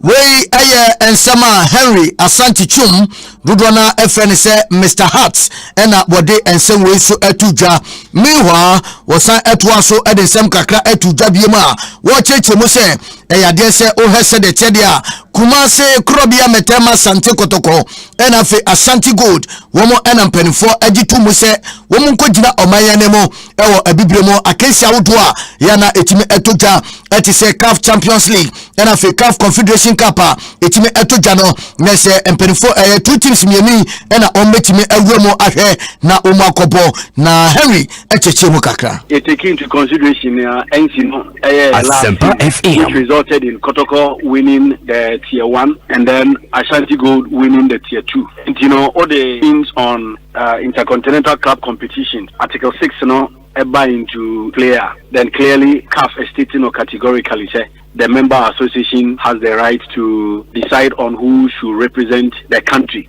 In this vein, it goes on to say 7, 8, if session has not been played for more than 1 year, then it means deciding a representative from the previous season, will become extremely not possible. And it was back and forth. Obia did not dream by Emma. I mean, at some point there was even a discussion on whether that NC competition, can be equated to a normal league competition. But decision Esco taking is Kumasi Asante Kotoko winning Tier 1 last season, will be given the opportunity to represent Ghana in the CAF Champions League. One more first option. Right, and then Ashanti Gold that won the Tier 2, and so was right, to represent Ghana in the Confederation Cup. Enti say we ayen sama aye Heart na wodi some way atu yanim say o hese de chede a Football Association no enso eguso aye de omeye bia sebe a eno man so ebetimi agya na so pa enso ehorma ye ka ho seb ede acho still our Ghana Football Association wano executive council member aye Owura Frederick aye a champion dodona FN Fredachi na o hese de chede a na say obuase Ashanti Gold ticket ene ne wodi kopie mo our executive council no so a enya da eda fonkra na nanu ada nkoma beto dwa se efe no $1 million bi eba ache se enya da eda fonkra honum ekon be fa so ache ede ama clubs no empenfo ache chemu se July busumi ya mu no omo hwanim se ya de se dedikan ebetimi abawura mo na fe de tosumi no so no ya de se January 2021 so no na se no so etimi ahwe na kura be fa so ache ene se de honsem nyina ebete no eno ene ne wo hwe se de chedia na se Frederick a champion dodona FN Fradachino wono edi emunchemo so eba edi afasa sika ene eba no July 2020 metropolitans na January 2021 omotu afafenetans that is the main fan and afafenetans koko women's football no metrans July it's women's football because watch areas ni nyina into the women's football it encompasses club football national team bibia women's football bia no mutu ano July going forward then we release fund no for the main win and $1 million half about July 2020. Now $500,000 about January 2021. You're tasking the finance committee. So I'm going to tell you, I just cannot tell you, yeah, if I told you, I'm going to tell you, what you mentioned, I'm going to tell you, I'm going to be a Mr. Support the Kupa, so be it, enti ho nkoma akra ene na no pay yede eno nso eja no na nso wahunu sedia enoma esifate live ewo eye asempa 94.7 FM era samde waso egusu awutie no hyere nso se eyade se efisem era samde metin konwema me danda me ho ede nkoma audio ni nyina so ebro yesanso live ewo aseda FM sekanita krade ene ne mpatam dia na se nkoma na ene egusu yede ebro no yankuanim na yenwemo ewo Yaya Mohammed Aseye na Yaya Edinsem kakra enso ede eba onim se Kumase Asante Kotoko entebia enam dituja Emma Henry wacheche mi se womo ene Ashanti Gold ene se etimi kopiemo ewa bibremo na omukoshema enoma etimi ekoye pa enso ede Emma wom na Yaya Mohammed ene ne wo question esco ene eye efenu decision womo dia bane sanse wo hane modema na wone Aduana Stars womo so ebo ewo season mo na season Emma na wiye na abeto jase obi ede obi eko Africa de na hu behia se wono so etimi agimu nkyeremu pa Yaya se emu nkyeremu awa hia wo chemu se efe no etimi mra monten no mfa nkyeremu papa emfa emra Ghana has says see a party unless you select na yakobo there may no problem about that because if Kotoko Africa me support Kotoko if Ashgold ko Africa me support as nyonyam ne beba country ni ombetumi bless trot but yembisa say the Kotoko we know so Africa no why you ready the Ashgold we know why you ready mama yen kanu kure no it's not about I'm fighting for Ghana to come Premier League which remember Kotoko da so I have Kotoko feeling this league I cancel here is that the Kotoko we know even the local competition require it is saying now they go international so we should prepare another team and I say team are why you ready I'm not saying say danger is Kotoko but they should be ready they should know say they are representing Ghana the same applies to Ashgold so they should be serious I'm talking about the players and the management and the technical team because Africa na you see Ghana nipa two nka first and second third and fourth we need that thing so team the all Ghana biano beko biano you have to be ready wey and Samoa Yaya Mohammed Yaya Lukaku and I would say wono so wode ehonsem kakra eba yebu akire ede amawo na onso wahunu sedia eko enso ene dia eba no na yankua ni me league ya yetwa mu yi ene de nsem bebrebe ede eba uko University of Cape Coast openi ba kwa obo adwumaden pa in fact papa yi wono sports psychologist Ura Elvis Hagan ena wodi nchemu kakra eba edifa ensusanso a league yetwa mi ebetimi enya ewo players no eso wose psychological ebetimi ahadwen kakra afeso no ohese de chedia wono nkasa achechemo e dia fa ensunsanso a liga yetwem no ebetimi enya ewo ye players so unim se enchebia na efiri mpanfo edebetu jase Ghana Premier League no enya de se yebetimi atoaso what the battle in economic sense, since I cancel league, most of these players, like as a professional job they are doing. So they have signed contracts. They are entitled for payment. I mean, from time to time, either monthly, either quarterly. You cancel league, are there some guarantees? So some person you cancel league, you because wait as per their contracts now. Now, with him say cancellation means that either some may lose salary and bonus or both. The salary bonus I said in common Kotoko has Kotoko share in bonus is there pebano. And issues about music assembly are there I find the bonus salaries in so betty. Now sir I did break a place. When they are against a cancellation, it means that return back competitive take about man. And the crowd, the bear bosume miensa and naiko enum insiano. Ebia they may not play football competitively. Just be thinking about their career.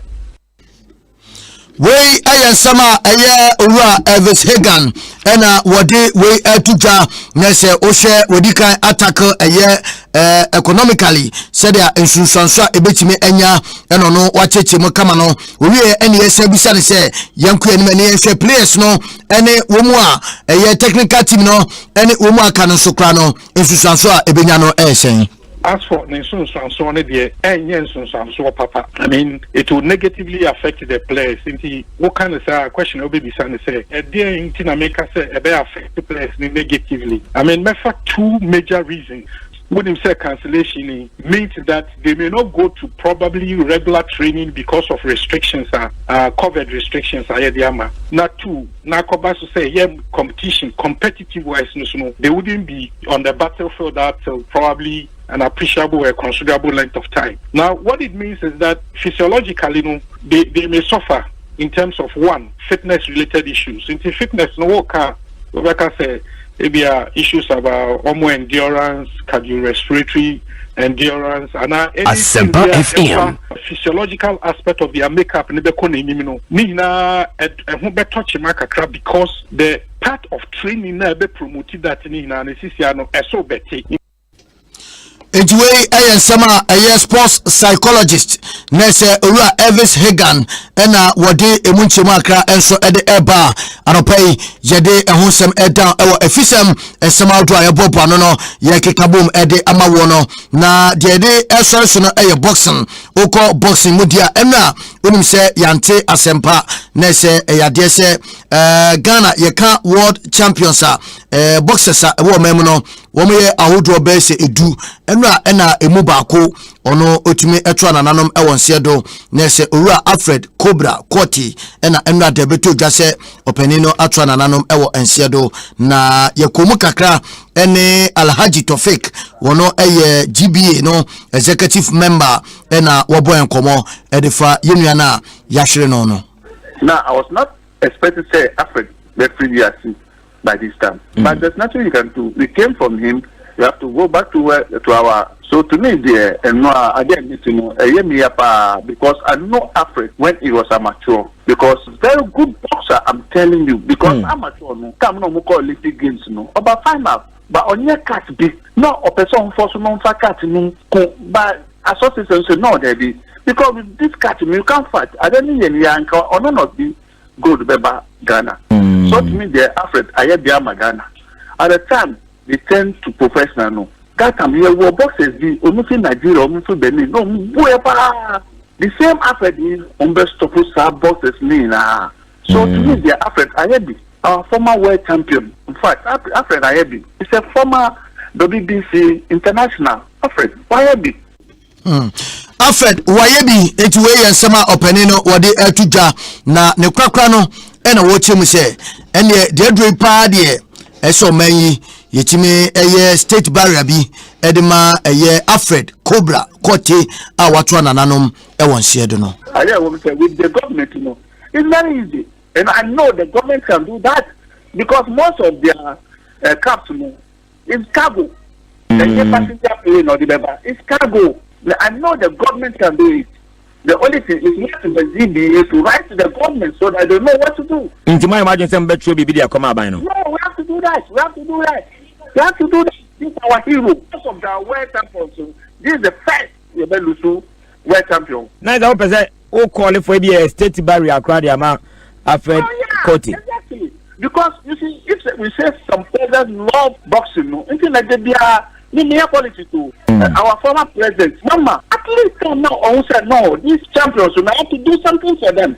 It gives them something. All of the champions, maybe the president, they are ready because Otina they have to write the letter. Otina, then the former ministers, you know, they know what they done. I know that they will do it. I know definitely that they will do it because it's our hero.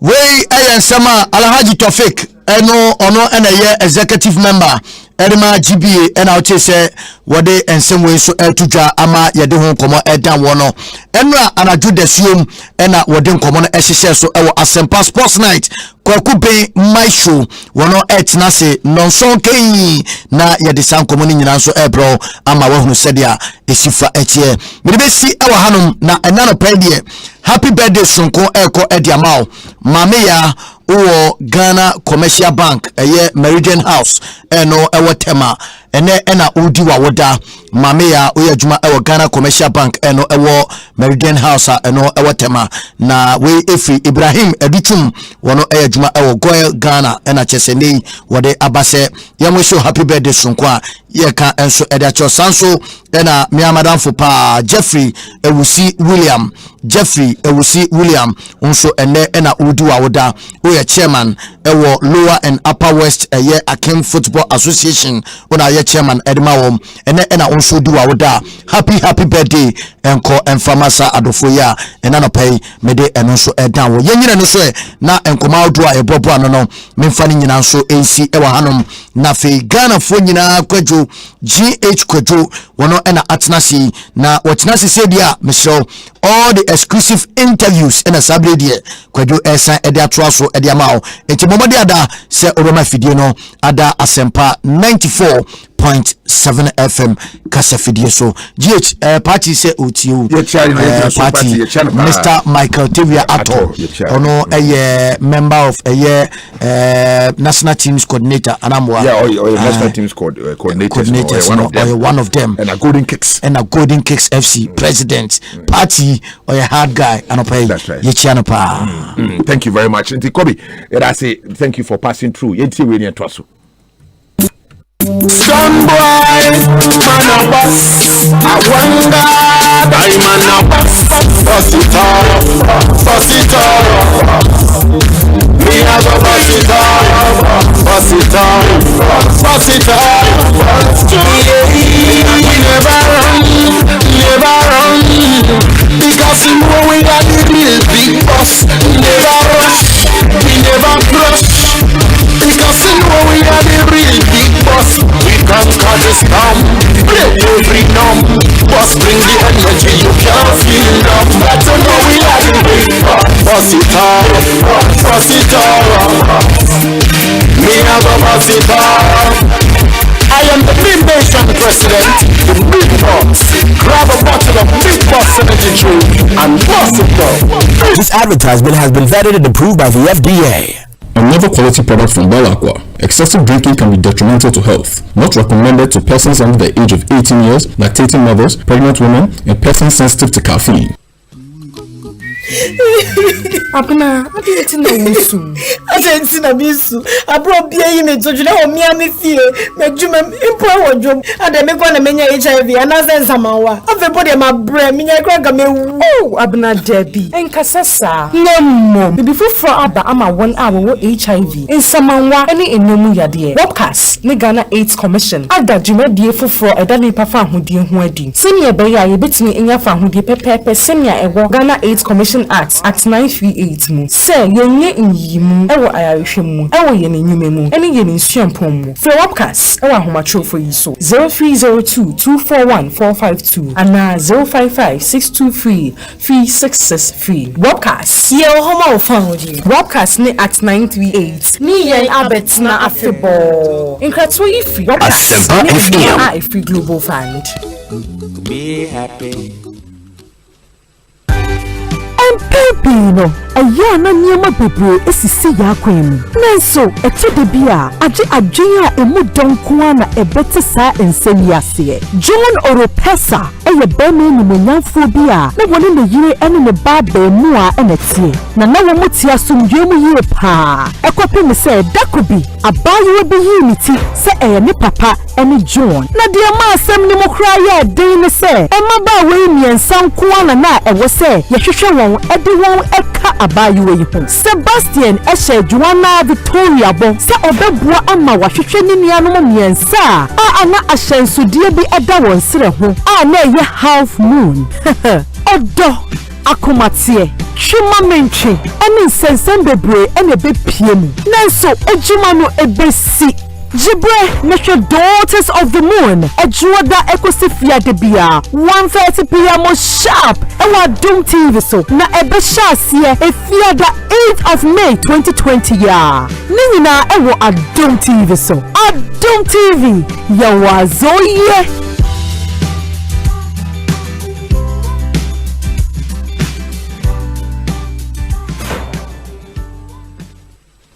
DSTV and the mixer me say the big boys are back. Is your heart racing yet? I don't mind it. Yeah, crowd near the live sports papa bro. Ginger Dow couch me na budget with favorite stars here. We are sporting mixer papa no nyina so. Sergio Aguero has conspired in the finals. Cristiano Ronaldo! Something special for his hat-trick goal. Lionel Messi does it! A priceless goal from Lionel Messi! Drama from day one! This is the league we want to watch! Central DSTV. I will support your money now of Biaba Coupe. DSTV. Live Sports Sieba Coupe. Okay, so we are live on Asempa 94.7 and Wasugusa Route just about 37 minutes after 8. Can I say, and it is Thursday, the second day of July, and the Ultimate Sports Show.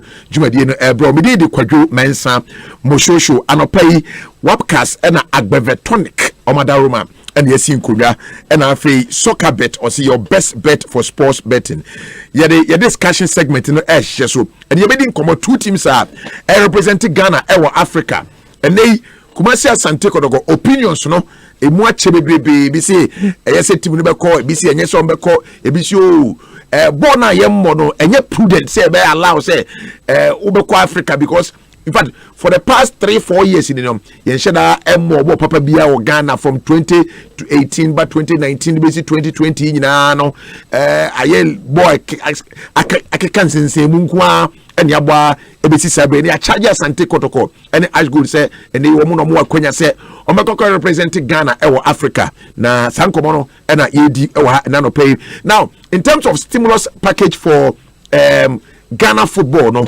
Afei na officially no bako ebe todwa eno no efi a certain government agency one man ya dey cushion the football people no and they are akoba say nipa 500 ebe benefit from a stimulus package of a sort from YE no and also the first beneficiary of any form of stimulus package from any department or agency ewa ban mu no e football best 500 players and ever be benefited na yedi ho enkomo FIFA sika abano football association che say ache 500,000 ever no July ya mu de no e de ama na afa na yedwindwe ho ne ahwe wo ma say actually wo mu etimi e benefit but ansana ye beba ne yebedi efie no enkomo no yenko na yehwe amanone ensem no isan say enya sem ketwa minim se ne Madrid ebo against Hatafe na uye no eto nchen a eno Chelsea edi enkugo na the third and fourth teams you know be edi enkugo Leicester and afi Chelsea and that big game no Manchester City Chelsea they run Chelsea eba na man for visa kwambia so no omo unstoppable but eno West Ham achesampa Professor Jude Echampon Jude good morning Komosho na bibia boko de. Of course, Yankopon Adom Yahuye Pa. Yamiasi, Ja Corona, and I, Diana, careful. And then you say it's Buka can actually, but in fact, you who send a Corona not a tinipa, na mani per muntemu, I basa, cool. Now say a pair baby fight, and I thank your name. Yeah, I should be Kelly. You would be intensive care unit near the Italy as a shaba. Almost a day, yeah, pedal mope. Almost brasses. Okay, young Shadia. And you say matches in Bituga and Bituga. Leagues in my day, and we say English Premier League in Liverpool, the Cordia, but still excitement, you know, so far as the top 4 air concerned. Young from the English Premier League, air called the La Liga, air call, Kurumu, Ewo, Serie A, no, Yenti, City. Ko Mamicha Ghana phone na Bimobibia Kwabadium. Mamisha is the most exciting league in the world, the English Premier League. Asempa FM. There's so much exciting involving the top from the 3rd position to the 6th position. Now, every week, teams changing positions. It means to say 5th, 6th, on the corner back. But as I say, I can the 3rd and the 4th. But I'm sure CFL free the London Stadium or West Ham for ACO Mackenzie in Ku na enra a dream at Chelsea. Now you hear the dynamics are enra Chelsea lose that shock defeat at Chelsea the London Stadium they affected the top 4 race. And then enra Leicester City or that team so lose could see impact. It's the race to see the top 4 teams at the end of the season, it might be currently league log now. Leicester City were 32 after 32 matches. We're winning 16 matches. We draw 7 and we lose 9. The emphasis is on how many matches are lose 9. Almost 60 goals. Almost conceded 31. The emphasis is here goals conceded here almost 55 points. Chelsea that fourth 32 matches here. Almost winning 16. Almost draw 6. The emphasis here lose. Almost lose 10 this season. Almost 57 goals and almost conceded 44 goals. Emphasis on 44 with 54 points.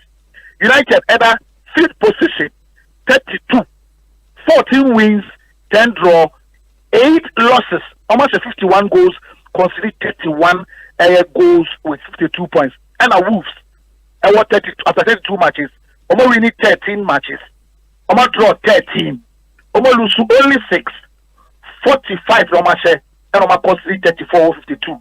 Now, the boss and I need here because the emphasis on the top 4 now remains how many matches would a team lose almost top 4 and almost play to be in the top 4 on the lose. And only the worst of all the teams are Chelsea. This season, Chelsea lose 10 matches. And look now, almost saying that the worst defense so far almost top 4 with 44 goals conceded. And well, inadequate and yet championship team, you cannot win any Premier League title whatsoever with a very shaky and leaky defense. Chelsea was very poor in defense, very, very poor. Now it's so new, and then I think after the game, the panics can. Chelsea here a new centre back and a world class goalkeeper. To send a Liverpool, Okoto Virgil van Dijk after we had that porous defense, ball a goalkeeper and some you didn't know what was happening. And so I think that is the major problem for Chelsea. And they need to solve that problem if they really want to know on the championship and on the Champions League. And they need to buy a world class centre back and a very good goalkeeper, a world class for that matter. And now it was the same issue.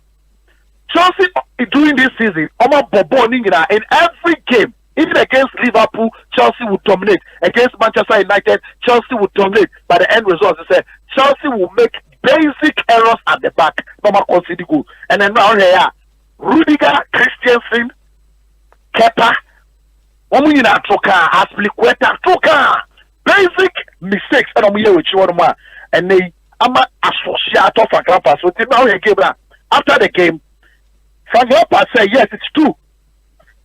He needs a leader at the back, somebody who can command, who can organize, who can communicate, who can lead the troops on the field of play.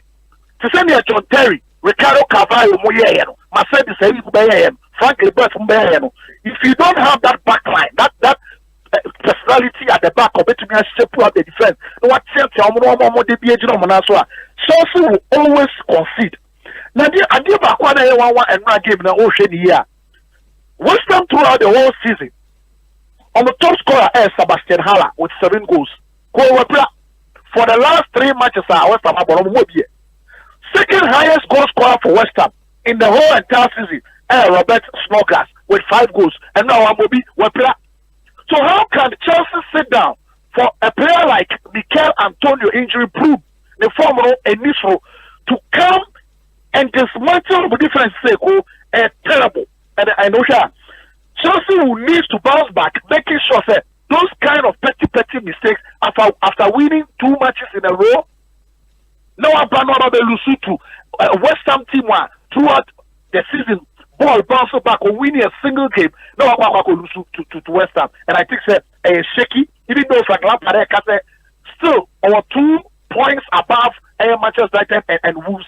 He still feels that Obiano to me, it was a tough 4 log and so. But I think that's a big old story. Chelsea had all the possession and all the play, but poor defending saw them lose the game. It means that Chelsea are looking shaky if they don't solve that defensive problem. But top 4 is more exciting. Leicester City losing again to Everton at Goodison Park. you could see it coming. As I said, after football returning, and Leicester City are not the Leicester City anymore. Brother Rogers, who said the only team no ma and they only to me a passing boss Lama Jamie Vardy to score. Jamie Vardy now before no 19 goals and they to be share in 4 matches in all competition. And I know here, Brother Rogers team was still almost suffer poor character, almost suffer because almost to be back to that form and anymore. 4 matches in a row in all competition. Common winning a single game, and it's looking very dangerous for them. From Cramo.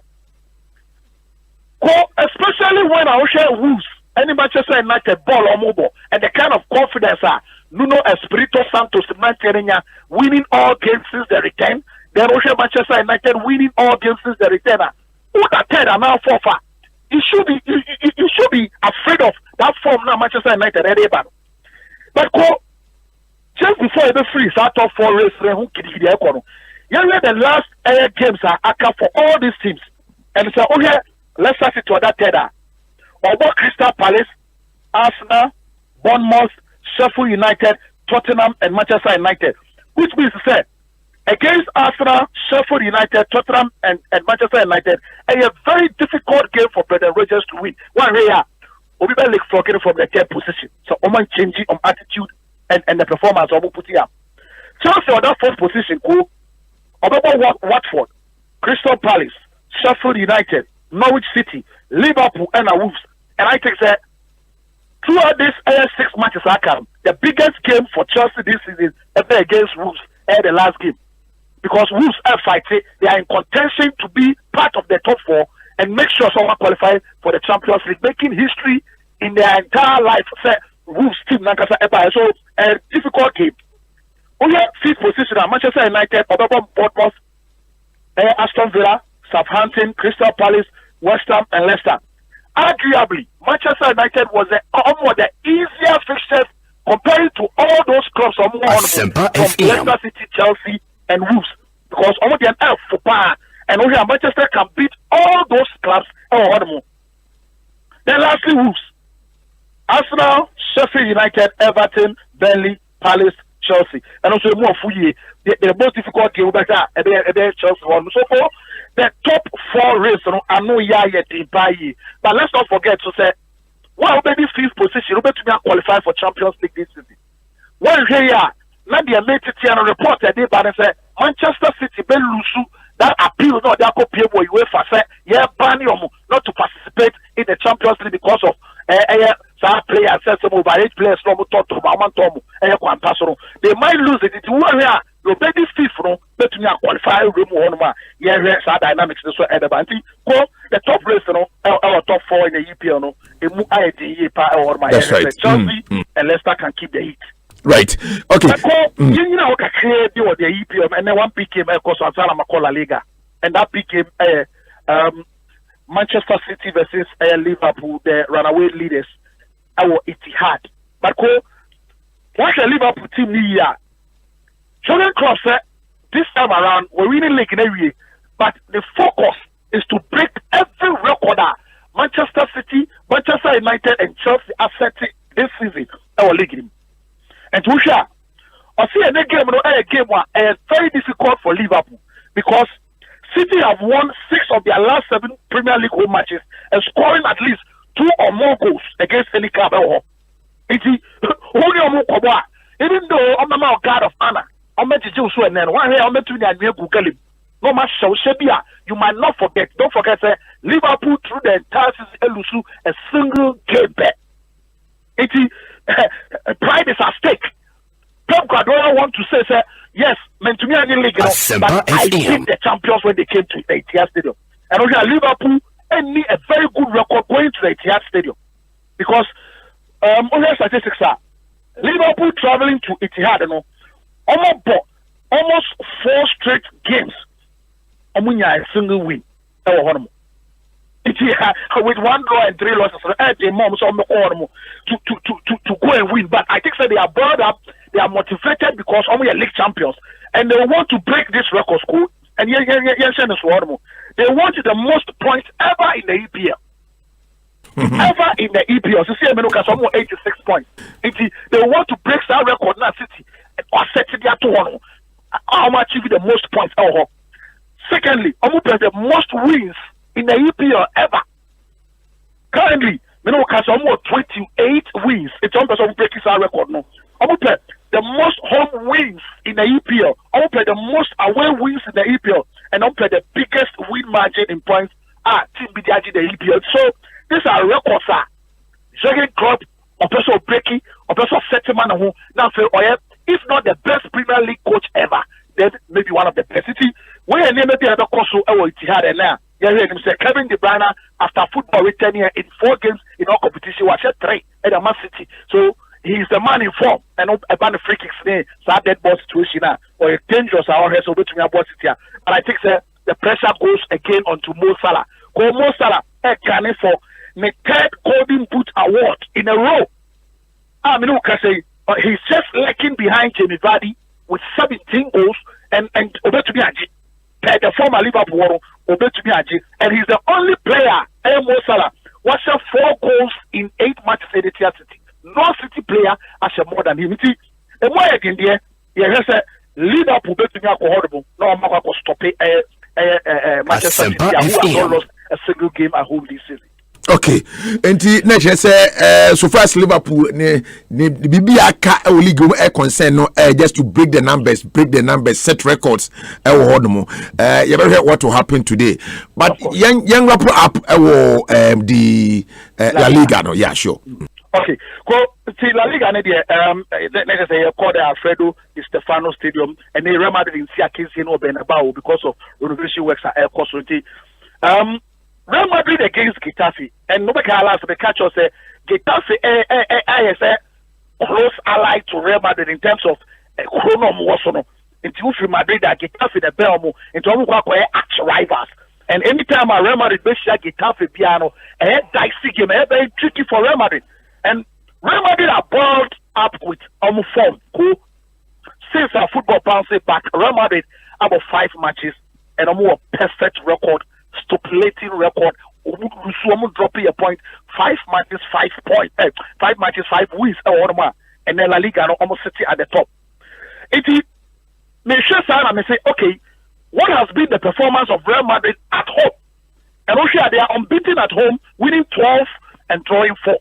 It tells you, say, it will take Adibia to go and beat Real Madrid at their home grounds, whether it be the Bernabeu or the Alfredo Di Stefano Stadium. But one key major point, and I say, Getafe has lost all 7 league games this season against sides the top 4 of the La Liga. How are they going to beat Real Madrid?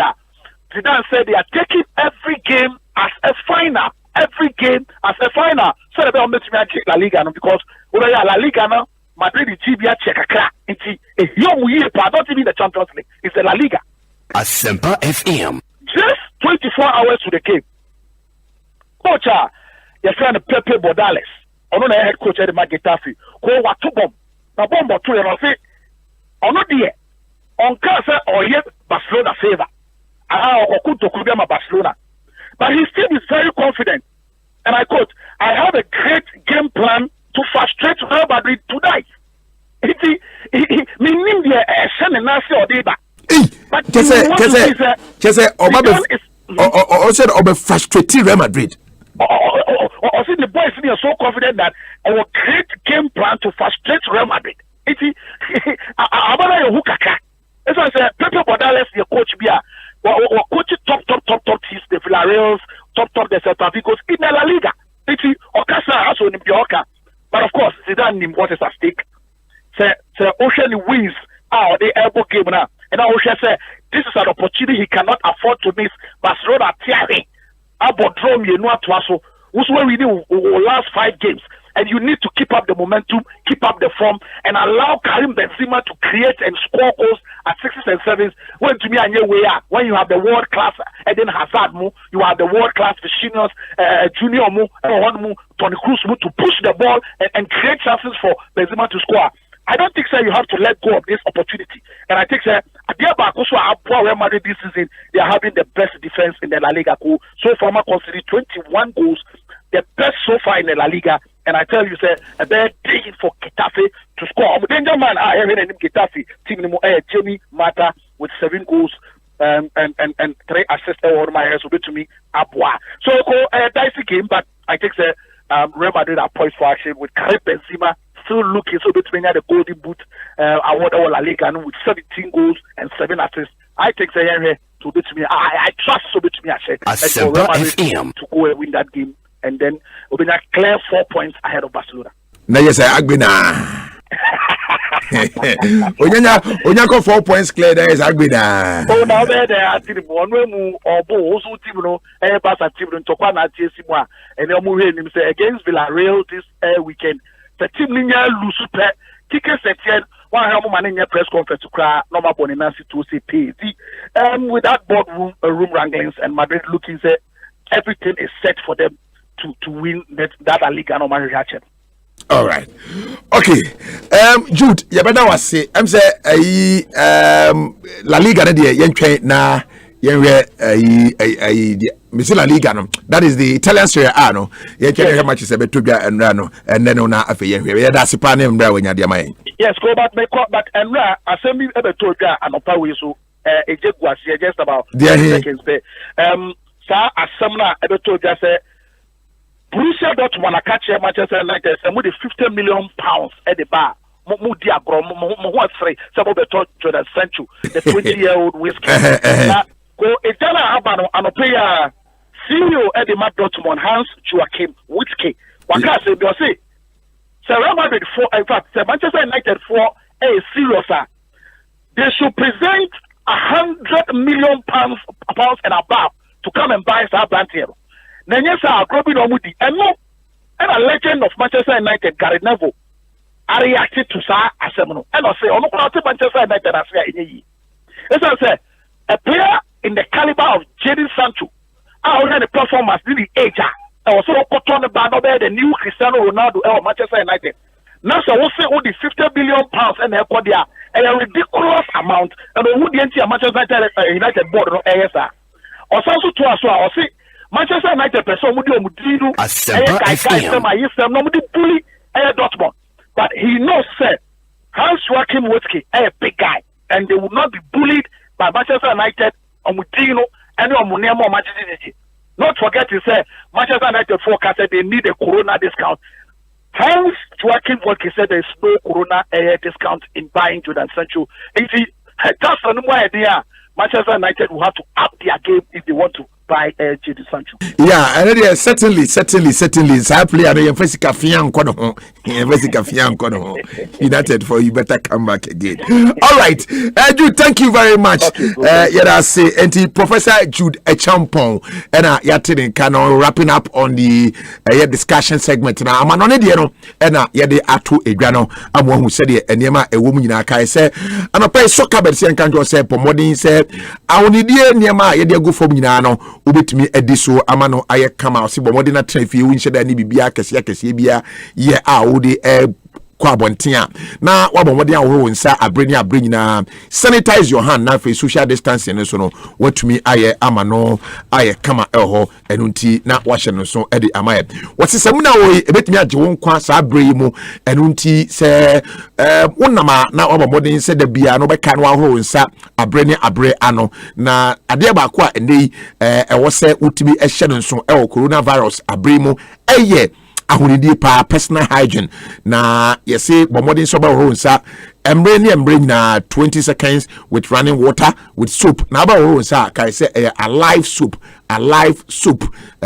water and as semuna ebetumi asivu life enunti eya use wate na ba use so dia na a live soup ye toaso na prostate capsules or say John Soboko enti we bema na prostate no ahase say hawadwena eya na wakai say drone aye ba ko pe prostate capsules odun so eya hote yawo ewo bema mum odun so eya obre anase Johnson mpo eya na entumi emma anase odun so na ebia kachiri unse wote say Johnson wadun so but still no edge no feel it that edge ni say Johnson still no ebi ewo akiri ni nyina signs of prostate ache say chase say ebe ha wadwene nti se wunya prostate capsules ni bia eno beboa ama watumi atuase kama pa no na brain abra no sa ne capsules prostate capsules no and afi ye Zipman capsules and ye mema de o ye bema for sexual weakness in men and afi waist pains no Zipman capsules or se panyan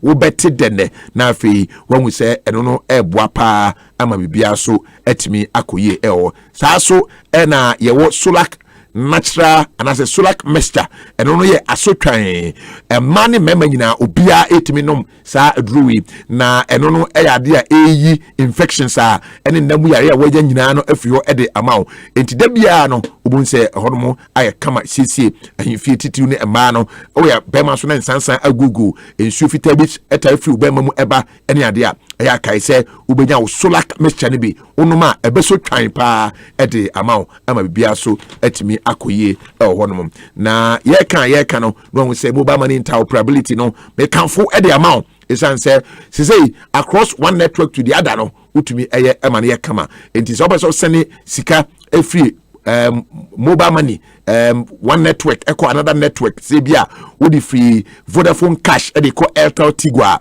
ubetumi ayen sa so na MTN momo ubetumi send e dey call Vodafone cash into across all the networks no enai akonya ba a utumi etumi send sika e dey call one network to another network enunti na wahye so e dey amaye afi yeshasie ni ni komo ewo Asempa FM na fe yehwe de eba yebeko Kumasi Asante Kotoko nya bedi nkomo ewo di sika nei aba na anana obi ka se de mai sika on be start agi de onze ya can stimulus package aka se de abai etimi bamu dia na che se nipa 500 obi abenya 500 Ghana cedis every month for the next 6 months na we Premier League kra clear se enye ye Premier League press nya no bia ketua edu 500 Ghana enti ema no ebesre pa enya asem ketua ti we ye ba ye be di sankomo no.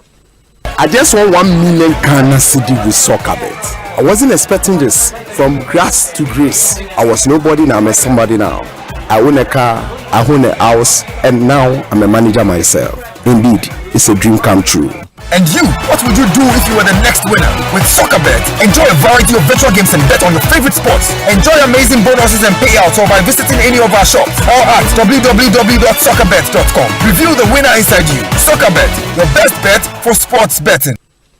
Akwenshia wo esida ebetumi ya fidie akwenshia ana ebetumi ya akoma yare ana emdudui impo ni awudi kan ye no ehua pa se ade a won kasa wonya akwenshia ana wo akwenshia a fra 112 menya muaye intem efidie a wode fa ayarefo ani nya akomatoyem efise efidie a wode fa ayarefo bebro hasa na abagana fra 112 wonye a wapomudi mu ayedin nejiwo ani wabusiafo ani wadofo enkwa 112 nwa beba 112 nya hubambo memfre emre a wuyemwa esanse ebetumi amu obi a ohia emwa enkwa efre ninsa ye omamba pa amanfo agbavetonic ni agbaveba na moti wada no eyi adwuma pa o ye de kan nyina wa wofuru nom agbavetonic ensesa be na abo apomdin mu asiesie mama menya hode foforo kra sesei agbavetonic adaroma esuo me honam nya me ya bie o tro fa was me dance na jabrochire amanfo moti yo agbavetonic kutie koko agbaveba mo nso sasabro ukotodwe usisi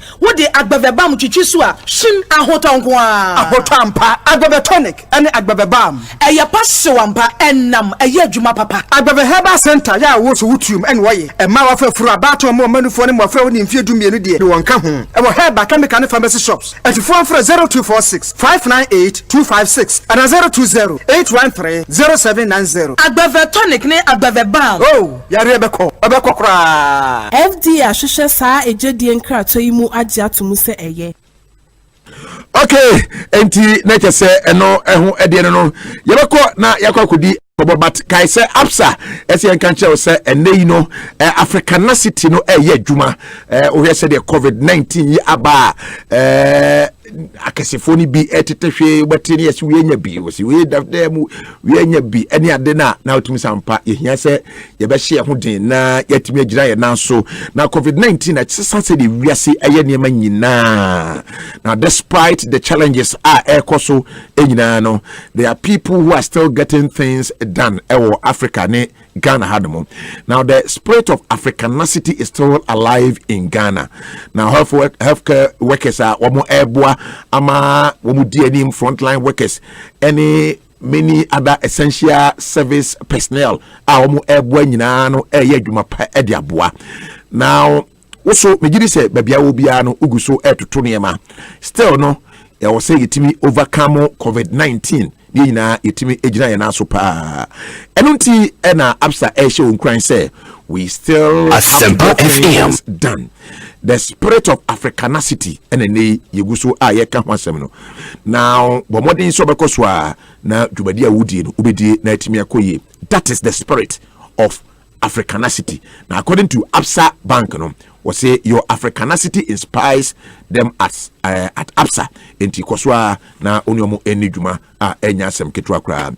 Now Big Boss energy drink or say me can sa energy drink we ho asem esikyerɛw is an say ye ka city na one who say ye ba kwa me ka de kyerɛw no ye ka Big Boss energy drink enye energy drink bia energy drink we na onoma e keep you active na enwanenwe wo mu nye adeketwa ye the vitamin B ewramu na e crucial ingredient bi te say niacin any taurine eno no e keep body no active, and as you go throughout the day no ayade a wo de no so entida eno ne Big Boss energy drink and na maka wansem e de no to stay active and be energized throughout the day no Big Boss energy drink wansem e na maka e de achiro enti boss it up na you say Big Boss energy drink e de no.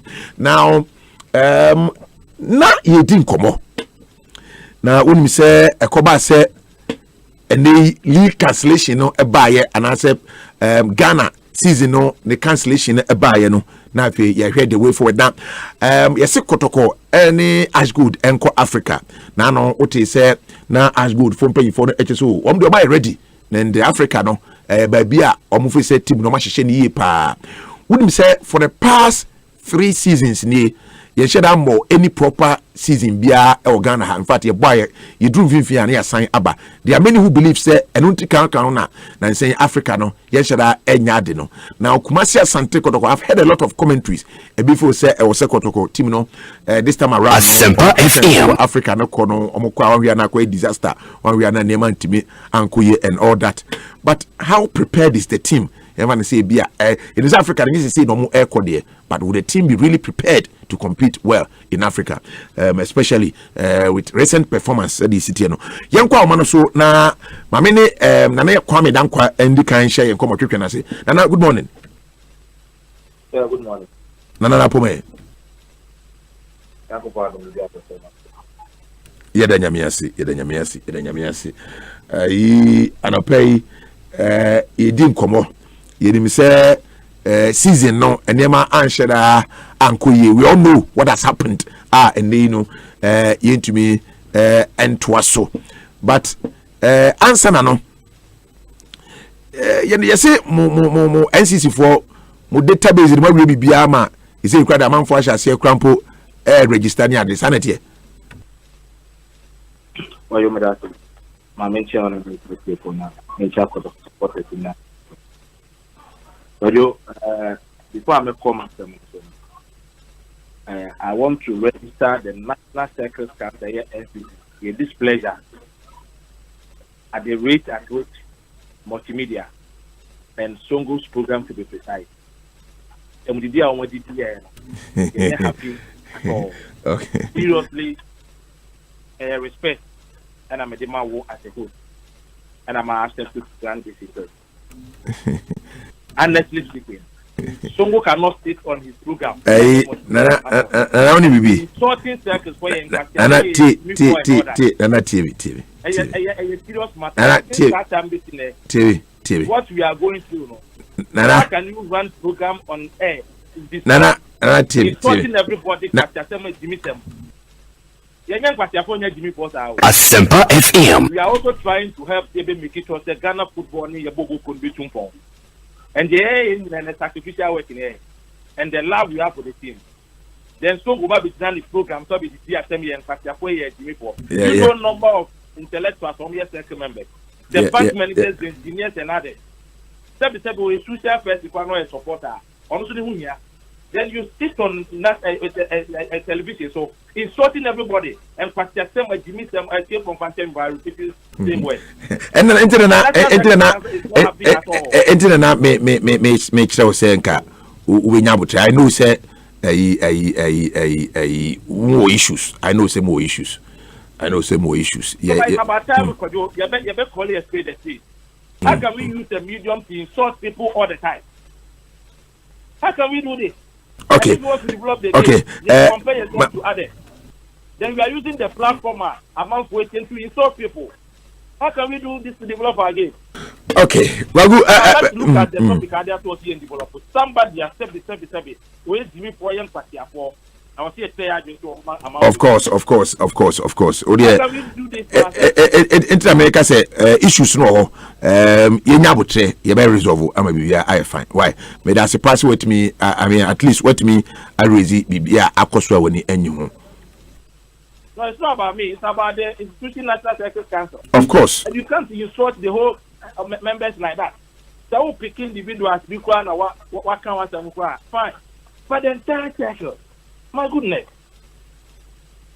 Okay, Nana, I noted enti yebedi hujuma. Why? Yebedi hujuma pa because me say mo yam panyfo amoso mo yam afamu de edi aboa. Enti yebehwe na yedi hujuma. Why Nana? Yeda sipa. Nana yentu aswe. Wajo. I would say Asempa FM. I would say. So much respect for you and the platform. And when person may get the BIB and now, of course, they be a better capacity. Nankachna.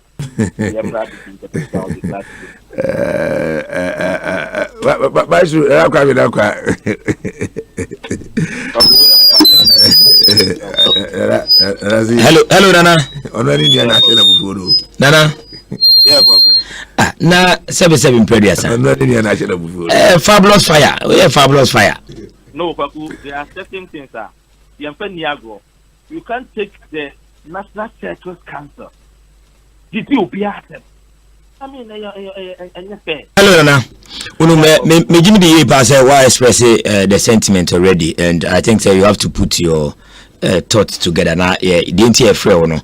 Na yentumi enin komo kakra what you say na yen going for them because me feel say we kuba kumo ensem kan enti yen kana bontene say the bia wuti etu krofofo a kana yen kana bontene to de kwakoma to yem ni nyina ye kotoko ne nkantia na uja fa na tora on to pressure because on so edana kuma so pa enti ye be se wada yen bodana kuma so ten the sacrifice that some of us here no dokotoko ten you know and what we go through to say here nyama di makotoko Edia ya mikoto kontima jina sabe bosumdema bo adejada. We need money for ya kotoko. You didn't push any some of us to. We didn't sacrifice ya makotoko. Utaka mu keke kwa sabu akwa kotoko. But do you know the risk you know? Nana amam for kase. Hello Nana. The way I come from it was a moment 5%. Okay. Nana you dey see but amam for kase any good reason say mo be ja to me say mbeko Africa. With the opposite of Africa, because I didn't well. No problem. What the respect I have for the platform? Asempa FM. You know, Kotoko Bobo company for and the board of directors to Dano. Then Kotoko be decided over Africa, not on Africa, and in Vietnam penny for them. And Tiena would tell you see the board in the back. The board needed to see on Africa. Then you have one year prepared. Otherwise, then we are taking it from there. I cannot sit here and say we should go or not. Maybe I'm meeting man. You make them be I'm out for Benjamin West Bonnet. I for card football. At the end, trainer board, we are sure say now if you may be almost here we are. Decision on the Babon. Then you bet me I say I don't know. Okay. No problem. Now, say Nana Kwame say me pese atmosphere here conducive for talking. And me and why? Maestro, I'm saying, Nana. Are you gonna do that? So call Sebby, and you no who's at Sibo, one day or crab by a coin. Everything Crontoka. Encosi baby. And my team senior colleague, Songo, and previously me, very usual of Songo. I mean, Songo there, or the emotions, because when it comes to Kotoko. And say, can't be a Kotoko, no Dana Comaso pa. Meaning say, this is Dana Nakwamia Comaso. Now, Kwame Mudomo some, but Songo ni teach no face and you may be a coso. No, so Rassi no who's a beer. I had maybe a tough fire and a qua. A bit me a ship in your my Ebio Betwako. Ebia and some about community Nebia. Nana man taking it likely. Nanamo Emo Makuman 2 million. Because some of us po 7 period. Ye kokako to kwasem. Ye kahas asem. Ye can Adriana asem. Nebia Adriana de Bewintisa. Ye can't be a kotokoni has. Generally. Na one can ye and also kana or the supporters na nyajnia. Ebitimi tretino. Ebitimi di watem. Man. But it is the beauty of the game. Fekeke. Say you know boy when you makwe. And yes, FA crowd do be a kamasema. Yenim diaba. Omutimi tire stadium nafi and send be. But it do be no sema gunu makaso. Ni nyina so boa. Because do be a can ye do be ana ya can say there. Aya isi can nti mesre nana. Any circles for say we ye nya de bia. Kotoko no eja we fabulous fire. Problem ni friendly fire. Friendly fabulous fire. Enti o mum fan sa. O mum metin chiche mu bia na. Ya de si. De songo sa ti so sum kotoko no true fire to kotoko no. De si. Kwa mi che toda onu kro jibi. Onu si no. Management jibi board yo ma be de ha mba jibi. Every central for bi no mo. Enti message na say in as much as say oni songo anya adwene na ni o man kodi wo mo peno no. O mum put him house in order.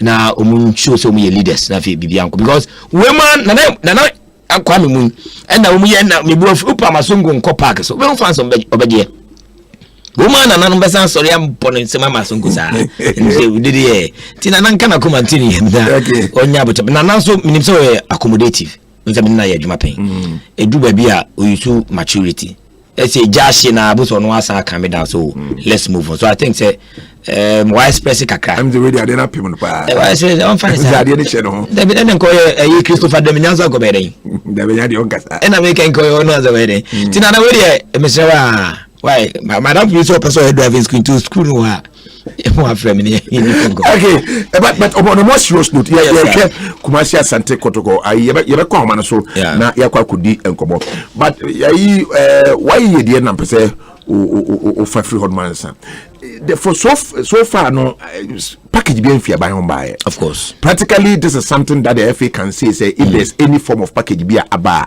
a free buying any of the FA is what more aba I don't know HSA at least bibi kakra and I'm quite so bar and they can pinpoint and put their hands on something say I feel na FA no enya bibi the free abino a hodmo and this is the best abine bit me in the last 6 months you know your calculation now sika ebe involved in no ebe 1.5 million Ghana cedis. Yeah. Because we calculation from the 500 people now benefited 500 Ghana every month now. Now just 25,000 Ghana cedis every month. 25,000 cedis Ghana every month. Practically, this is the only thing we can say. What you say? Yeah. Say FNO mwa wenya e free aban ho since coronavirus ebaye yes adewe yenti Henry Asante nchemo de baye wo ho na fe yankuanim. You take into consideration last season, which resulted in Kotoko winning the tier 1 and then Ashanti Gold winning the tier 2. And all the things on intercontinental club competition, Article 6, into player, then clearly CAF is stating categorically say the member association has the right to decide on who should represent the country. In this vein, it goes on to say, 7, 8, if decision has not been played for more than 1 year, then it means deciding a representative from the previous season, will become extremely not possible. And it was back and forth. Ubia did not dream by Emma. I mean, at some point there was even a discussion on whether that NC competition, can be equated to a normal league competition. But decision Esco taking is Kumasi Asante Kotoko are winning tier 1 last season, will be given the opportunity to represent Ghana in the CAF Champions League. One more first option. Right, and then Ashanti Gold that won the tier 2, and so was right, to represent Ghana in the Confederation Cup. And that is the decision we have so far.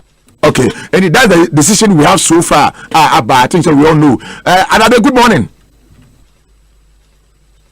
Good morning. Okay, now, good morning. Hello. Okay. Okay. All right. You're here now, Maestro. Well, must be. Okay, good morning. Good morning. Okay. Nice one. Okay. Now, me said they free the stimulus package and say about Kotokwa. Okay.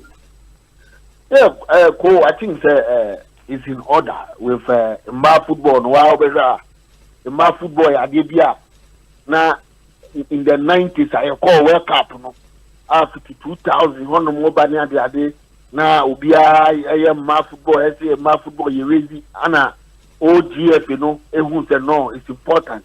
Almost started our black damsels now. We can take the call. Switzerland, as I'm a boss, our bronze team and U17. It developed for years. They do be a map football. It will be big now. But then the challenge has been about finance. Say a man between you, usually no mean say a man on the board so national team. Now so winning bonus. Almost you come on clubs, na clubs need to be around on my teams no moment to be girls who carry no. So this is the major challenge they want my football. It is the only man and winning bonus. That time they used to have good winning bonus. Other career Black Queens, you bet me as to say player bika 3 matches. It's a beginning or they may $15,000. It's at least who the bigger call club now club needs to be run a club now colleagues now why you moving up more national team collapse way into Ubusa won't say also I am fairway also team your average player you will never get a national team collapse. Not as I would never used to be caught near the bad wages, but this time a equal cake and I have share mobia I think Ketokreku GF in Ayadi. Say O2 and more, you will not call sports ministry, you will not call YE, you will not call NYA, and all this way now to Sana more way now. I think that we are bar almost taking the choice to say, yeah, and to me, that is the best thing. We like I say, they are on a premium anyway. Premium anyway, no more already they are there, but we need to up the women's football. They be I then come over bar, maybe I would obey me above Kakra, because in my football, no, obey a huge opportunity. A man oba Kakra, no, your national team collapse, put me as scholarship for America. It's me Coco here, Ebo, and one of the girls, Kuto, waiting in your team, all born, man, Wakasa America, Abuano. And there are again for Kuto, and there are of them almost who are Eastern Europe. And other European countries, Scandinavia, and so to me, I think it's in order. Say, GF, it's here we are. A very motivating man more. I'm on at least 500 a month. When you say COVID, you didn't die, whether COVID or no COVID, you're banned out here. Now you're football, I would say, $100 at least. Everyone is on the average, $100 be a 500 Ghana, be the bar. A bet me, I used to. I'm going to stay afloat. Kakra, with the between, I'm a football number. About now, we have 500 Ghana, constant. I think it's in order, a bit motivate you to do your best more. Okay. Now, we share in this COVID era, 19 era, pandemic here by year. Sasika abayi 1. The budget is around 1.5 million Ghana cedis. We calculation in the next 6 months now, but the first $500,000 are a buy for operational cost. Now there's another 1 million eba. Now and there's another $500,000 are a 55 and a year only for women football. As I say, a man package cost because the women have $500,000 set aside for them only for Emma. And Sana yesterday 1.5 million we so Emma no. But you sure said there are men footballers who don't earn 500 Ghana cedis a month. Because aside the FIFA $500,000 no. Yes, some first stimulus package we so and some mamba no. Yes sir. Exactly. And said those do. Ana is it be a man kwana. Man because you say that is the affirmative action. Because what who develop a man also. What more opportunity. It will interest you to know that get to Kumba almost started some Marble or Facebook. No. Sometimes you go and you see 1K people Ghanaians are football life on Facebook. 1K. And very interesting. And so it means that if we give them more money, we give them more package, we help them to develop we can get more out of them, and we may see Ghanaians there on interest in my board. And so to me, and American say one benefit I mean who say who your banner board police, immigration, customs, fire service near the Dachi, Yama, retirement, we see it in the future. Apart from that, which mean the quadruple, scholarship. To me, the open a boy with that, and so to me, say, yeah, this is cash, my boy, you would dear go, it would, who's it?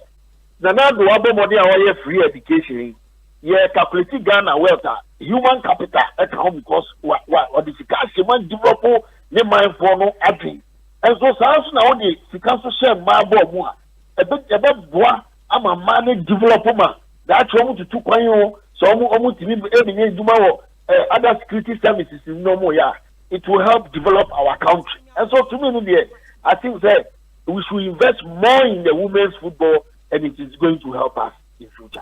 Okay, and in the next 6 months, 500 people, and then the packet you didn't 500 go. May you say, and go. I think there was some who's around the cafe. Another is not doing enough to help clubs, the premier clubs. And I think that we are buying so why we are. I was telling me, Nanado Abaso say, I'm happening to enroll these girls on the payroll because usually, and they have to accept say obey a workforce of 500 people say, yeah, from moment to say payroll. But I have this yet not empire na your channel say and the police near the I don't know. NGG footballers ni na omo bebo amini ade mo bebo na nka aboa dia salary si na tete no omo bo SS74 ni sa nyoma no they were also enjoying this anyoma no but for government to do this I think say I was say about Nanado Abaso and I say Samuel Oku na why you anako oh board chairman or honmo board chairman I was say about no so Abaso say omo timi accept ya omo enroll omo on the payroll. Oh, okay. Internet, but the 1 million I think the July 1 we have to wait and see. The finance committee, and what you and Kofa, one more entitled to. But we are there, and I just say, okay, I'm saying, Sky dear. Juvenile for you, I be you. Getting will be any. Go there. Over Kaya first, and then Sikabaya, no operational cost. Who's the fifth of Mao? They are now more specificity. Say, I deal with fireway. But now, 4%, you know, every place funds, you know, adequate before. Tina no we did na Sikabaya and Kemi but there was a specific way to move on operational cost. But now that the COVID money is in, there, I was almost a chemo be a navy. I was here a chemo be a navy. Usually, the other class, no feel say, oh, any premier, any division 1. But we forget to say there are feeder clubs. I say, okay, ebia division 2 ni ade na be yere omo nti I was here check so you can be $100 cry ebe se no nkran say ni ye course ye no ene maba be nya $100 bia be to me table so a FIFA de aba ono so e bia that time ni what no ye yire betimi de akodi ga market ama o medidi nti ko si a o kan de e wo si e che no bie ne bi na ngwa ye say e wa ba ye nkema premier for no nkwa ni division 1 ni kuku start kase di ama mo wo ba kai para say world cup bi tike bi ba ye nanka ye si ana ye nkema ya na argument say ye fama wa play akọ ope ka be we esida and there has been an issue there is so na sponsorship and omo ye say cars de kotoko ye mo musika kese na nke ye nda na an ye say no omo na ye fa ye send ye sponsorship ba ye be chen pepepe and so if money way ba ye chen so bia so at everywhere no be hu say we feed you also represent us at the higher level no bia any adu for the national or for the FIFA cake. Okay, so for the FIFA cake, you know, now about the Drew by clubs clubs that compete at the top level leagues, they say Premier and Division 1, and then grassroots football, juvenile, lower tier leagues, they say Division 3, Division 4, no, food we are about to point teams in United, hey, and yes, KD, easy crap. And the outcome of the finance committee, Jumadia Ombedi, but me kai the last time ye ka se kotoko enko Africa and ope ubakaya would you say and then the issue kotoko for sure say omo na so omo Africa. You remember that issue? I remember pa. And me kai say enya that time na ka say to you no and can say kotoko Africa no. That's right. Now I'm saying no. But later no, also for supporters be did what but we do handle biom and yes I've read a couple of write-ups attributed to some national circles from paying phobia more Kotokonia day. Some of them saying say it will be it will be disastrous for Kotoko to venture into Africa by this time because team no any ready, they don't really have a team they Eco Africa. Officially abra ebabontin as the executive council no ka say Kotoko Enko Africa no yenyanti omankasa official response as to whether this year the club intends to go to Africa or not. But what you say those who are saying say no ye sheda more proper league bia ye trunkety league no time number 12 eba ye bebo NC competition ye betra fie ye san share we ase we so covid aba amia ye jaibo no ye sheda nya season bia ye toro ya bo e dia wieda Educo Africa, essentially, you are just going to fail. What do you say? Well, the person we share are away from two angles. Number one, CAF na nkasa ko share ya kobo akukuano. We two adeno asada or two aponi nima ko 2022. But the qualifiers in even say bia by 21 and the adene ye bonte bia CAF hope say there will be a way to overcome disease here be ya. Africa no kono be yewi. But to me there was a kotoko. And yes my backtracking from the America. Because that time no more kono na me issue no was about say Dr. Kwame Chief ko testa in Germany konko for na pusu no ana ni bufu ya me ko kasa ya. Ambo Kwame Chief in no the talks I was talking about the whole humanity and kotoko. Kotoko kwa omu ko boy. And I remember say Osmiami nyo say ko kupa man ka dem say I was so much because it is for the spirit of the game. It's not always to go say, oh, and I'm sure okay, Matthias. But to me, I think I got to call players. Osha League, yeah, near Ebo, Osha Augustino, Clamonia, the other no money park, so Justice Blay. When you say no, so by all means, they will renegotiate with Miami Brad, Pinini, Papa Moses Packer to get Justice Blay. They have the players. And so, because they educate the money, one now or so because navigator sorry because Kumasi Asante Kotoko mo kwa no mo di players there and the commission and your money as you said they should go if the money is there they have to go and go Asempa FM that time now me can say me mo kono so ni e mo boss but players no Kotoko timi ni friendly matches be boy omo kore and now they have Maso Ekuredu a very good and experienced coach obetimi asaba ko interestingly, I don't know when the tournament will actually start. But then they will have to do a lot of investment in players and help. Because when a young call at any given time, it will always be there for some years. And some Arabia, say, and so the investment will be high this time. And I think that they should be ready to cater for all that. And I know that when it is 80 billion, old Ghana cities, they have money, and now there is, you'll be by a friend to attack. And also, it's another rich man. There are other rich people on the border. Almost and so to me, I think that players, they have the players, and even I don't know the window. No, the time was one. Though Nanasima Momenton, if they will go, maybe they will have to add 1 or 2 players. More. Kotoko will have to go to the Africa, and even in goalkeeping, they have Kwameba, who also did excellently well with the U23. And another good goalkeeper. So to me, Kotoko must go to the Africa. This time they make it out because Kwame Ashu said he has the money, even when league is ongoing or not ongoing, and no matter how, he has the money to take the team to Africa. And I remember Kwame telling Miami Songo, say, he has the vision, say, when winning Africa, Okita Kuruan, where do you need to go? You come and win the league and go again.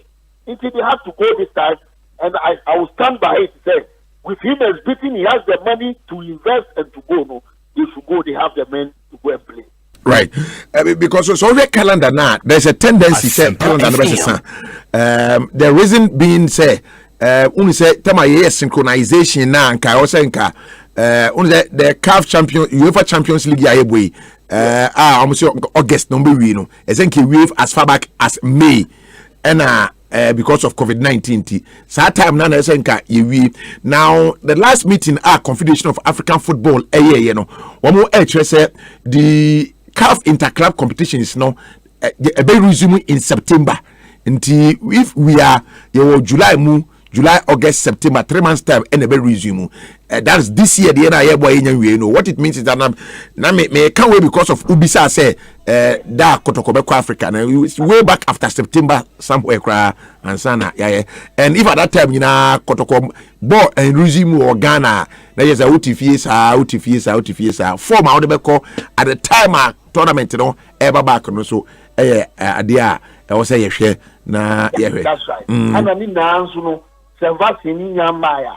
I was a player, no Udom Kogu area sports hotel.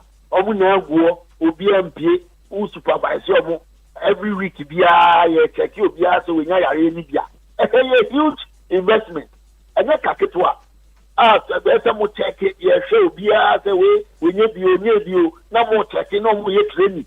A huge investment. I was even grandness, Italian, also monitor money and and so if they will go a very huge Sikano motivation and yet adequate one. Okay, Kotoko board member Evelyn Isiasari person discussions no yet never to sona waka kakra afa ho na afi yetumi akọ yanim but Evelyn, good morning. Good morning, bro. Mpacho apom to say okay, Kotoko board members in the man here also. Asempa FM. But me pacho mi onko man di no so mi nkwana me yoba. Nkwana yoba o Kotoko board no so. Nkwana me yoba. Eh, nkwana ati kuma pemba board no so. Pacho bai. Eni e woni edin. Nyame oho. Enye izo Kotoko board no so tranye izo yeze anobani e kan yeze obiara be 50,000 I'm sure Evelyn they obey more than that cry. Yeah, very fine. Other I Evelyn me bounce so na to didn't come on. But okay, the last 2 occasions at Kotoko Echo and we all here. One the CK Eddie Omoko and said there omutimi do money zone me boy. That's right. And on the Confederation Cup do baby na akwa de Kotoko twefa ne boa. Exactly. Zacharias and the in San Pedro the AC.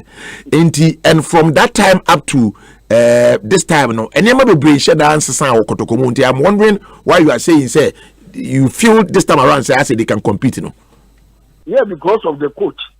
because CK Akono ye na ye nim how a otimi ni omo boy e de omo kokodu wonu na na ko mi dey respect CK Akono because CK time o kokotoko no mu nim so omo ko Africa yes o bra be bo atim na develop wana yes e law bi na e ko Africa ana CK nya akukuduru a odina touchline or body call money zone ana okoye no mu si o kotoko de uzi ya Real Madrid ni afi ye se that India ye first time oh na coach ni say ani ye man okoye ani ko fast career atimbai also buy no it wasn't bad ko ye na ye share the results be no timi ni nya 3 goal scorer du Kumasi ni ade and so it wasn't bad sir but later no na enye wa be say dia 77 oye say ana mo ye no mo de ko but to me now coach Maswaku do wo yes experience coach wa ko Asempa FM wa Tina Blasters bench at the World Cup before wa oversee a lot of international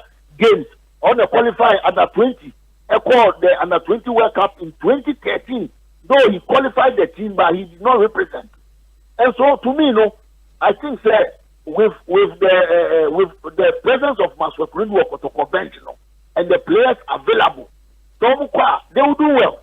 They will do well and might even go far because of the experience and then the pedigree as a coach. That is why I have the belief that because if you only players anyway, and I'm going Zakaria Arsenal. This is Maswaku and I know that if they go, they will do well.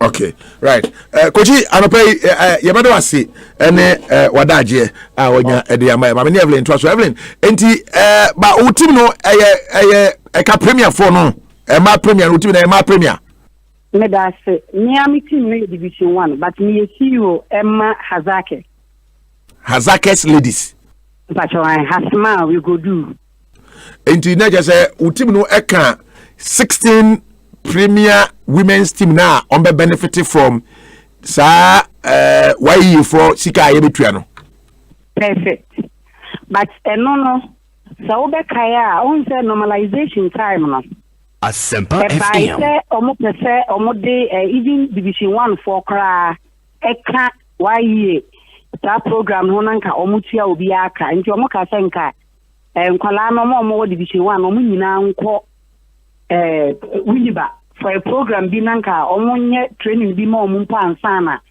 nka sa dwumadi na baso yenim de ye bi mu kra ko ho na program no was cancelled enti de say we na ba at least them players no anya bibi kakra because it is not easy say obeye match and the only coach play like atano Asempa FM manu national team na omunya ska no mo dia matins no mo dia it is never true omuko no omunya it is omodia the money belongs to them a mat team no ho eti emu bi no nanka pese ye policy bi say the training akora no ko national team a enka efe no consider ye nanka dia 10% and 20% bia omfa maye enti enye policy bi but yen ya na say bia otiye ye na player na kwa oba na won ne kan bia 10% and 5% bia but enye mra ni ntino ebi mu ntua na ngani 10% of the yen enka 10% of ebi an winning bonus enye per diem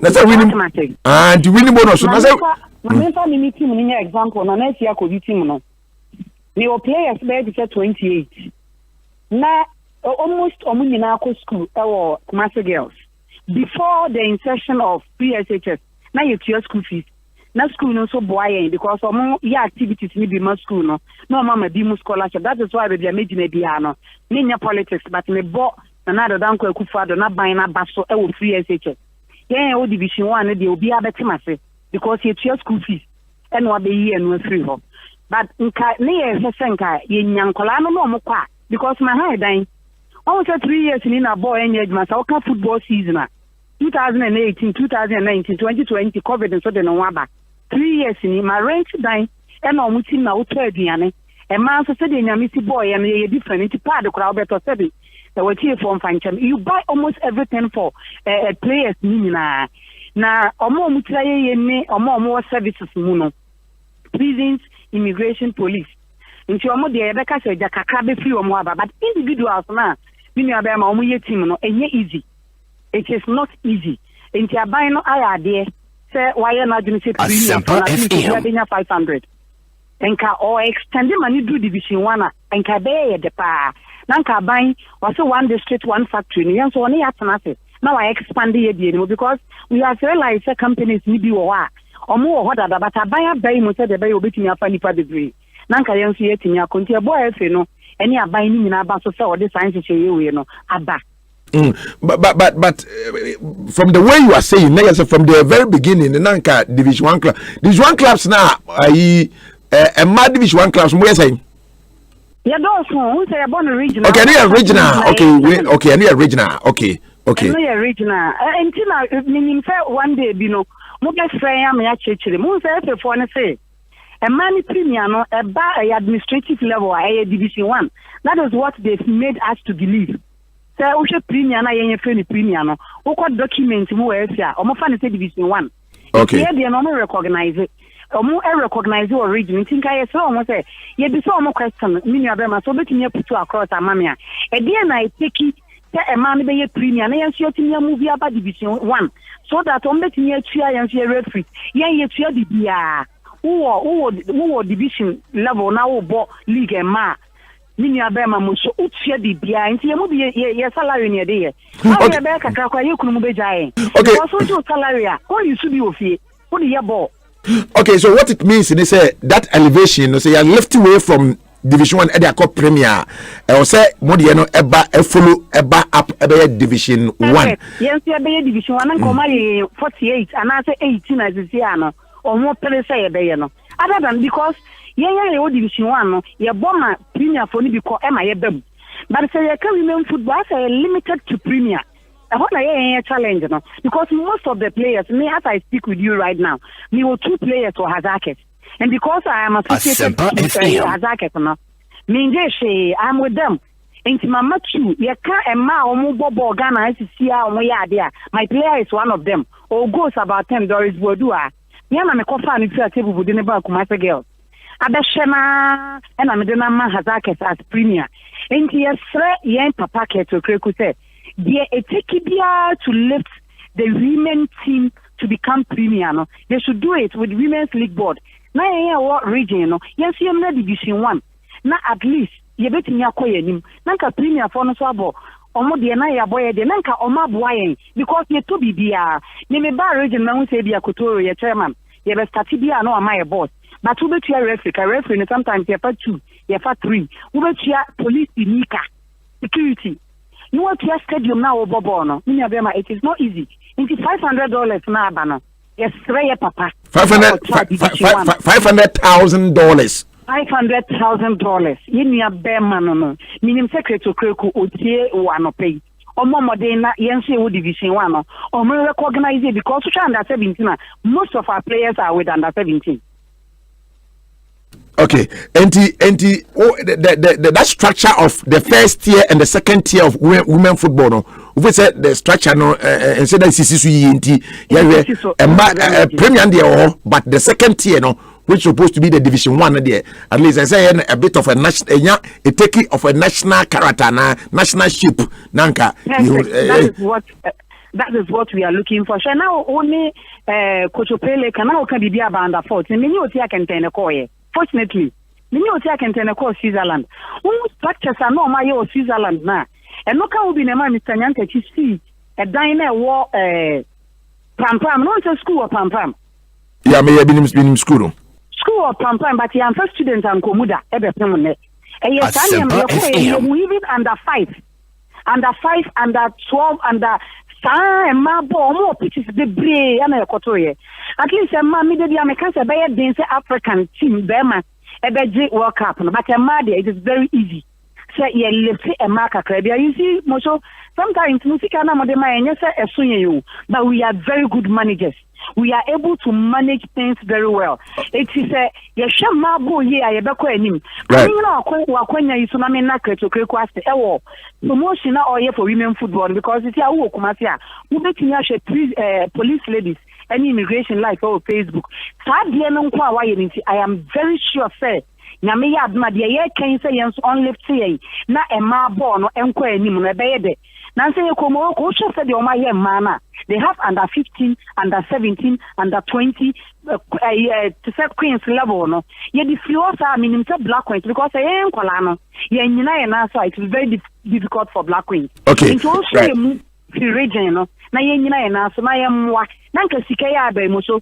Also been to bas me no northern sector, southern sector. Emma premier for no. Na eno na real mutika. Minim sa appropriate time na dia ye benya akwanya ne be explain ni matro. Sika transportation and every team no. So be what tamale no be Kumasi 4 times within a season. About bobo, what they calculated from Tamale to Kumasi, maybe your beda, a bianium baby. And no your major challenge. So I believe this guy we are banner. Said Dawson said you see $500,000. A Dawson never. Oh, but so first, by Evelyn, but so far as women football is concerned, this amount is huge. It's capa. A man football. Now more that every answer okay. When you talked about 10% of player bonus our free national team about say. I got 2,000 and 2,000 not 10% free.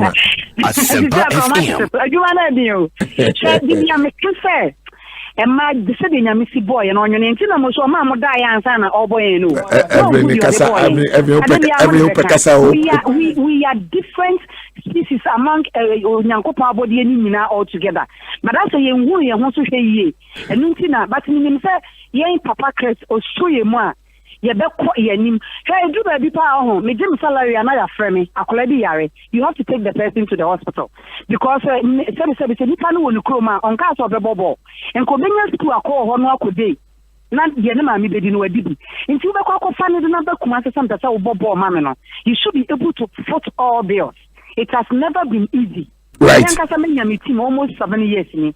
But it has never been easy. Me bo money mina baso mami abibata and me Aston ladies more my year has aket mo. It's easy. But I said yes, I was three because Sikaba. Minada. Sika 500,000. I say we 16 Premier League clubs and also if we are near the Kenya B Division 1 and Mama Kawasi Olina Kakebe Kano. Most of our sports minister. Oh, the say on can train another Danko Kufuadra buying say auction cars necessity on buses necessity on my money in every so 7 kai kotoko for ya kotoko for you to bus papa but can kwenshi ane ba no nipa ba ko wi say yanhwe ye na say mad ye no nyame anso ye muti say de waso so ye mu ane kan kwenshi asia ye mfa nipa ba ko kra from Tamale to her auction class nibisi so until league board for in take care same way Evelyn. I may not be anybody in football, but at least I have the ideas. Into women's league board and yen papa to take away up and I enter official letter. Yen has access to their letter is ready, moving to the ministry's office. I de kwa minister say on sharing auction car no on my players, 1 district, 1 factory. Okay, right. Every abada wasi nanka ye be di kotokom but I want you to break. Thank you very much. Oh, me to break say board member. Come managing us kotokom board member. Na no ne. Tie we aba on say edu ba bia bia ye tete yen kakra hinti na se panyum fa asem nsoma wo ma asem mache. And I was spokesperson and do the brace him. Spokesperson, why mo ni spokesperson? Why na you spokesperson? Everyone I'm spokesperson. Mr. Jensi what is spokesperson, but who's the board there? We are not the major players of the game. We are not the stars. Into normally board on Kasa, but Adia, there was a back out. We'll give it to you. Don't worry. Don't send your teacher anything. Evelyn. Thank you. Then you buy one of us and buy a second of 4. Oh, had the Knesset mobile cocktail for no, and I know has for shame. We say no coffee, send me buy, you know, not buy. Evelyn, was there to break anyway? Marshall, I'm saying Evelyn Abekasa. Bauni be one expert for us in beyond Potomac. Edepa. Yeah, Udeti. Personal meto. Eating a 1x bet for me for one diablo crowd. No, akakrakankwa. Udia na partners. The bomb options now. Oh, yanu phone nidi. What a bet in the real.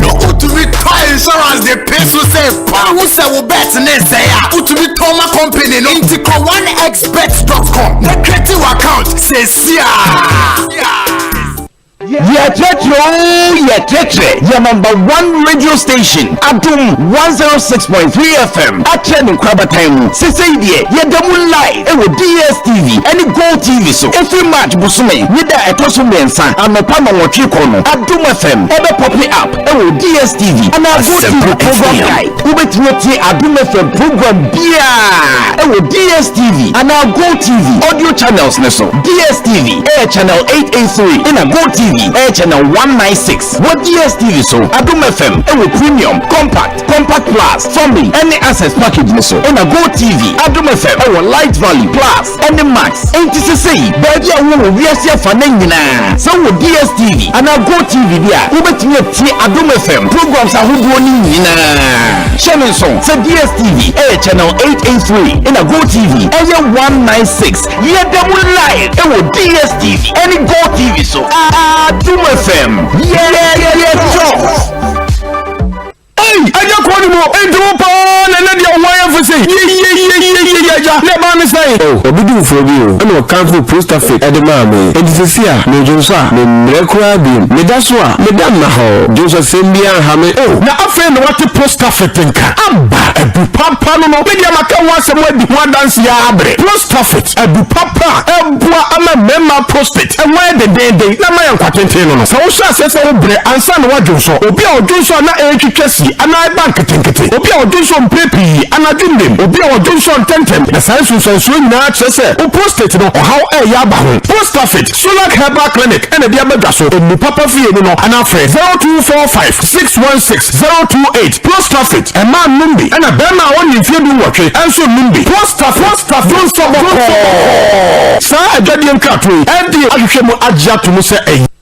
All right, FDA Aja to me say a year, my shrimp Aja to me say Coach Robert Saki Otie and Anopay right Coach what one California on at the end of 26 Coach you always be why is America is more California on the top more than 10,000 coronavirus cases. Those who do football in play do not benefit from anything. The girls footballers all the money these ladies get is for them get free education both locally and international. My brother and Coach Opele should consult the women's football owners and also Ede Nedie Abba Blessing JB or say good morning Moshu. If Kotoko go to Africa is Ghana internet revenue, what is it? Internal revenue and all kind of 1% VAT transport, hotels, those who sell food, water. So it's good that Kotoko participate in Africa. Blessing JB Nedia and also Ede Abba any Michael Ababio was say Evelyn has spoken well on the women's football, but why was she running away from Kotoko question? She should start preparing about Kotoko issues. Michael Ababio, the message and also Ede Abba any 121212 was say Kotoko should do everything in their own power to go to Africa. How do you do well in Africa if you are afraid to participate? Going there to lose is also part of the way to gain experience to win the cup in later times. Banana Danubia fashion Tabora and also the message Abba and Anope say if I have a couple of messages here. Or say after the cancellation of the Ghana League, the Ghana Football Association should sit back and amend some of the laws governing our game.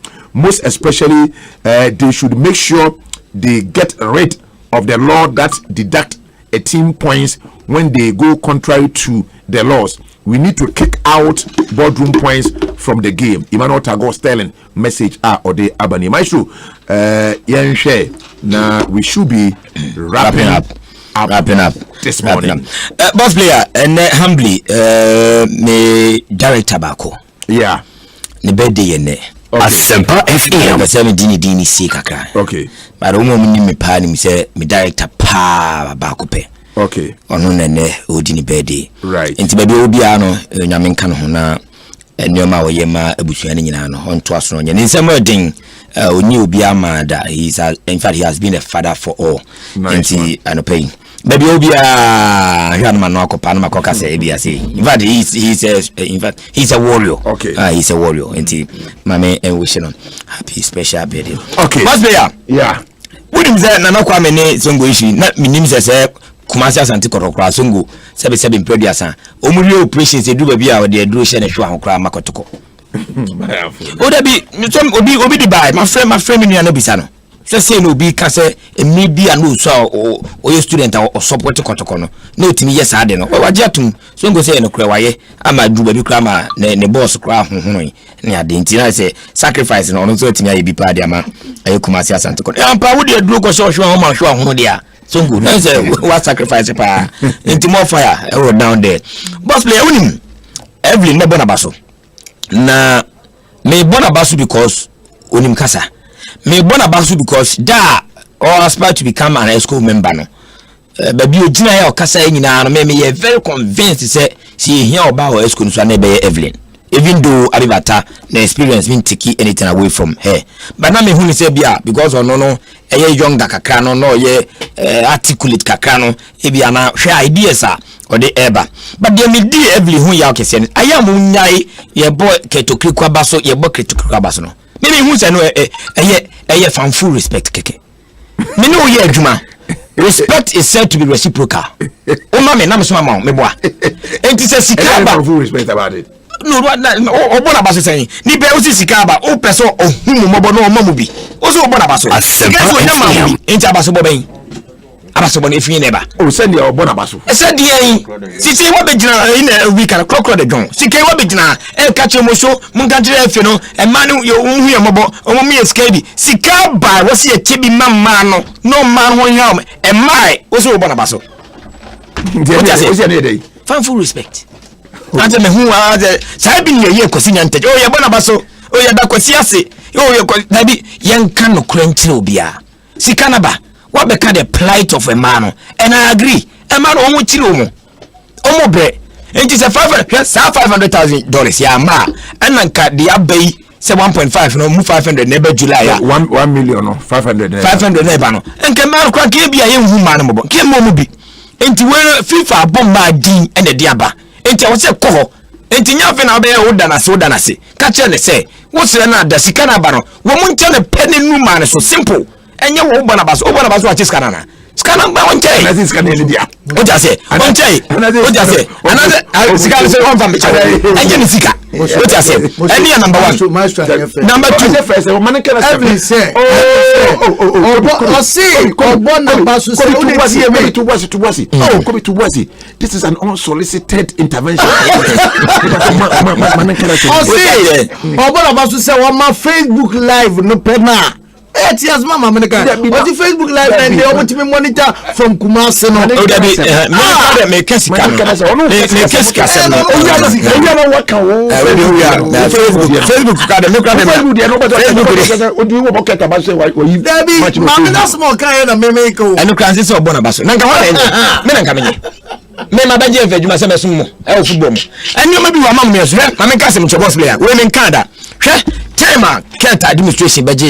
power almost started so much adwuma o can say do time be asempa technical director of the FA the then technical director of the FA yeah nyame be takenten oko FIFA ko workshop 2 weeks oko en o ban wo gisika $25,000 eso on family Ghana Football Association na em fa organize a mad game a mad 7 aside e wo pram o se hin from bega bi just can buy wo du ha na no gisika free nsem a mad game eno ayamfa mama enti a man blight na edine wo mu su sika ba yemfa momo ya tena so what you say enti say FIFA say mon koy 7 aside game ni ade a minim period say o ti akenten ko enti o think man kra no out of rank o mati wu bibi say ye be games bi ana minim say bi odro safo e wo pam no e bi organize ya minim but the metia no say FIFA masika say 15,000 for a certain game for a certain period and they say ni nyina eba e man enti ene say FIFA about and say $500,000 ya de brema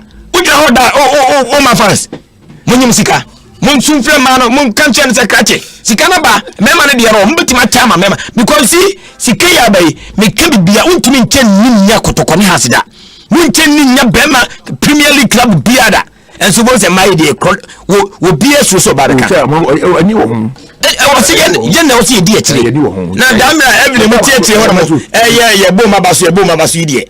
say wo sisika na buy no keto krekunto basis mienu northern and southern sector we are on say aban eme oshinka debi mo $500,000 aba munyina mum build a consensus go and put your plea before the administration say here we yantinto na bibia nkoe why anti what you let us that's why come you obey your announcement na you dey kwa now no azu na me ye me so ya na be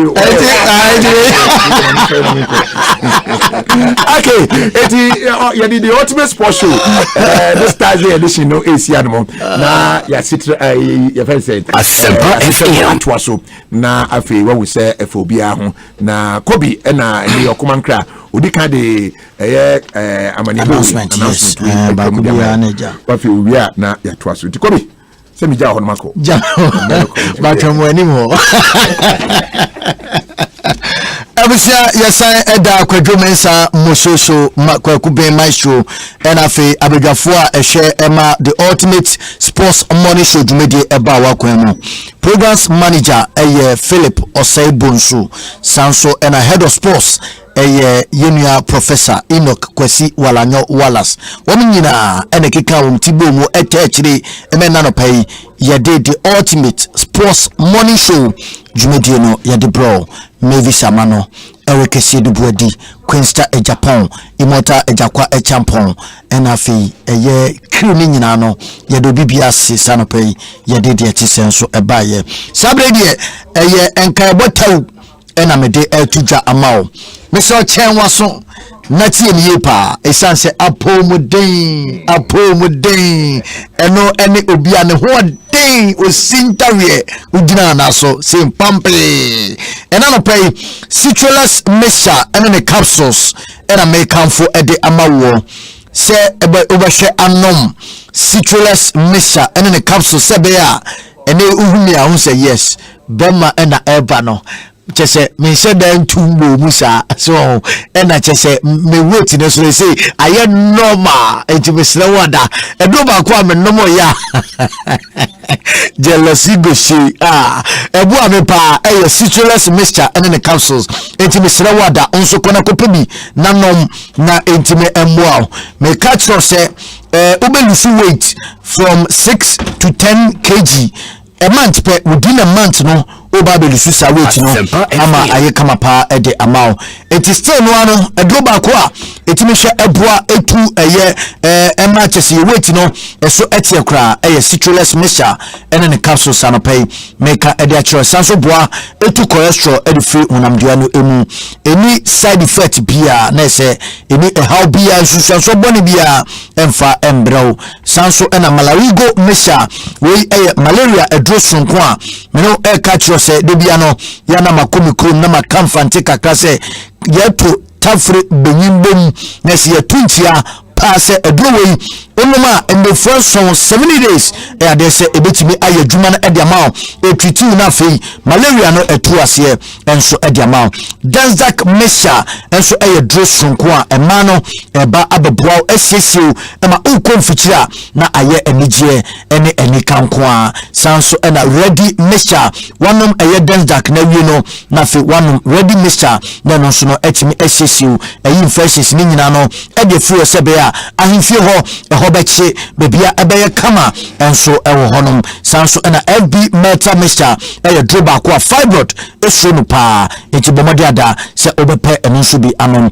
endo nyina eyade a doctor fo a omagenti ya papa ewo eye KNUSC eho ena magisa entity no omo ena keke no mabom asone sokrojin ama ende yede enso ebrewa ye ka wasem ede achewe bowo mo ewo pharmacy shop bia mo obenya ndrebi no wato na enso no etimi ediwasem enso ede amao opadodo atua ko okashi eye not kanisi na se yewo eye amankwa bro factory no echipe kumase fonso no munko Lizzy hotel echire wo pe obehu na echira kwa ewa ye ka enwosem enso ede achewo 0501301096 0501301096 and I say 0275142456 0275142456 nese onwom so ena edi ensauso Kingswalk Heba